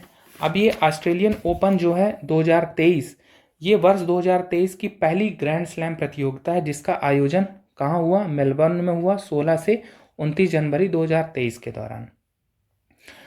विगत वर्षों में यहाँ से प्रश्न पूछे गए हैं कि पुरुष एकल का विजेता कौन है, महिला एकल का विजेता कौन है, और प्रश्न इस तरह के भी पूछे गए हैं कि किसी खिलाड़ी का नाम दे दिया है और पूछ रहे हैं कि ये किस खेल से संबंधित है या इनका संबंध किस देश से है। तो उसी संदर्भ में हम इसको तैयार करने की कोशिश करेंगे। तो ऑस्ट्रेलियन ओपन का पुरुष एकल का विजेता कौन है? नोवाक जोकोविच, सर्बिया के ये खिलाड़ी हैं, ध्यान रखना है। विजेता का भी नाम ध्यान रखना है, वो किस देश से संबंधित है ये भी ध्यान रखना है। तो पुरुष एकल का खिताब जीता है ऑस्ट्रेलियन ओपन का सर्बिया के नोवाक जोकोविच ने। इन्होंने ग्रीस के स्टेफानोस सितसिपास को हराया। अब ये जो जोकोविच है, नोवाक जोकोविच, ये इनका 22वां ग्रैंड स्लैम खिताब है और इसी के साथ इन्होंने राफेल नडाल की बराबरी भी कर ली है। महिला एकल का खिताब किसने जीता? आर्याना सवालेंका ने, ये बेलारूस की खिलाड़ी हैं और ये इनका पहला ही ग्रैंड स्लैम खिताब है। ऐसे ही पुरुष युगल में आप देखेंगे विजेता कौन है, ठीक है, रिंकी हिजिकाता, जैसन कुबलर। महिला युगल में बारबोरा क्रेजिस्कोवा व कैटरीना सिनियाकोवा, दोनों चेक रिपब्लिक की हैं। लेकिन इसमें एक सबसे महत्वपूर्ण बात है भारत को लेकर कि मिश्रित युगल का खिताब तो जीता नहीं है भारतीय जोड़ी ने, लेकिन उप विजेता रही हैं। वर्ष एमपीपीएससी को 2017 में एक प्रश्न पूछा गया था कि सानिया मिर्जा के मिक्स डबल के पार्टनर कौन है, या पार्टनर जो इवान डोडिच है वो किस देश से संबंधित है। तो ये ध्यान रखना है कि इस तरह के क्वेश्चन पूछे जा सकते हैं, ठीक है। तो क्योंकि विगत वर्षों में ऐसा पूछा गया, तो मिश्रित युगल का खिताब तो लूसिया स्टेफनी व राफेल माटोस की ब्राजील की जोड़ी ने जीता, लेकिन उप विजेता टीम रही है भारतीय रही है। सानिया मिर्जा व रोहन बोपन्ना दोनों भारतीय हैं, इनकी जोड़ी ने मतलब उप विजेता ये रहे हैं मिश्रित युगल श्रेणी में, किसमें? ऑस्ट्रेलियन ओपन में। तो ये बातें ध्यान रखनी है। चलते हैं आगे और अगली बात करते हैं। अब लास्ट बात है पुरुषों के 15वें हॉकी विश्व कप से संबंधित है, जिसका आयोजन 13 से 29 जनवरी को कहाँ किया गया? भारत में किया गया। और भारत के भुवनेश्वर और राउरकेला में हॉकी विश्व कप के मैच खेले गए। कौन सा है? 15वां हॉकी विश्व कप है, FIH Odisha hockey mains world cup. 13 से 29 जनवरी 2023 के दौरान आयोजन हुआ, हमने बात की। अब इसका जो फाइनल मैच है वो कलिंगा स्टेडियम भुवनेश्वर में खेला गया, ठीक है। अब 29 जनवरी को खेला गया और फाइनल मैच में जर्मनी ने बेल्जियम को हराकर तीसरी बार ये खिताब जीत लिया। तो हमारे एग्जाम में अगर पूछा जाए कि पुरुषों के 15वें हॉकी विश्व कप 2023 का विजेता कौन है, तो वो जर्मनी है। सबसे इंपॉर्टेंट बात इसमें यही है। फाइनल मैच कहाँ खेला गया था? कलिंगा स्टेडियम में 29 जनवरी को बेल्जियम को हराया है। ध्यान रखना कि ये जो बेल्जियम है ये पिछली बार का विजेता है। पिछली बार का वर्ल्ड कप भी भारत में ही हुआ था और बेल्जियम ने पिछला वर्ल्ड कप जो 2018 में हुआ था वर्ल्ड कप, उसको बेल्जियम ने ही जीता था, ठीक है। कुछ और बातें इसमें देखते हैं कि इसमें तीसरा स्थान रहा है नीदरलैंड का। भारत की क्या स्थिति रही है? तो भारत का इसमें 9वां स्थान रहा, संयुक्त रूप से किसके साथ? अर्जेंटीना के साथ। अर्जेंटीना के साथ संयुक्त रूप से 9वां स्थान रहा। भारतीय कप्तान कौन थे? हरमनप्रीत सिंह, और कोच थे ग्राहम रीड। तो ये बातें महत्वपूर्ण हैं। कुछ और बातें अगर हम देखें तो इसमें अगर हम पुरस्कार की बात करें तो सर्वश्रेष्ठ गोलकीपर का पुरस्कार मिला है बेल्जियम के विसेंट वानास को। सर्वश्रेष्ठ खिलाड़ी का पुरस्कार मिला है जर्मनी के निकलास वेलन को। टूर्नामेंट में सर्वाधिक गोल किए हैं ऑस्ट्रेलिया के जेरेमी हेवर्ड ने। सर्वश्रेष्ठ युवा खिलाड़ी का पुरस्कार मिला है दक्षिण अफ्रीका के मुस्तफ़ा कासिम को। फेयर प्ले ट्रॉफी बेल्जियम को मिली है। वहीं इसमें यह कहा गया कि जो आगामी 16वां संस्करण है 2026 का, वो बेल्जियम और नीदरलैंड की संयुक्त मेजबानी में होगा। तो ये बातें महत्वपूर्ण हैं 15वें पुरुष हॉकी विश्व कप के बारे में। हमने बात की थी कि 2018 का वर्ल्ड कप कहाँ हुआ था? भारत में ही हुआ था। अभी 2023 का वर्ल्ड कप हुआ है। 2026 का वर्ल्ड कप कहाँ होगा? बेल्जियम और नीदरलैंड की संयुक्त मेजबानी में। ये यहाँ पर हमने देखा। क्या और भी संस्करण भारत में हुए हैं? तो ध्यान रखना कि 1982 का वर्ल्ड कप और 2010 का वर्ल्ड कप भी भारत में ही हुआ था। यानी अभी तक 4 आयोजन भारत में हॉकी विश्व कप के हो चुके हैं। तो ये बातें महत्वपूर्ण हैं। ठीक है, कहाँ आयोजन हुआ है, क्योंकि भारत में हुआ है इसलिए पूछा जा सकता है। विजेता कौन रहा है, कि जर्मनी ने इसको जीता और तीसरी बार इस खिताब पर कब्जा किया है। तो ये बातें महत्वपूर्ण हैं, तो ये बातें ध्यान रखनी है। तो इस प्रकार से हमने जनवरी 2023 में चर्चा में रहे महत्वपूर्ण मुद्दों को पढ़ा आज की क्लास में। फिलहाल इतना ही, धन्यवाद।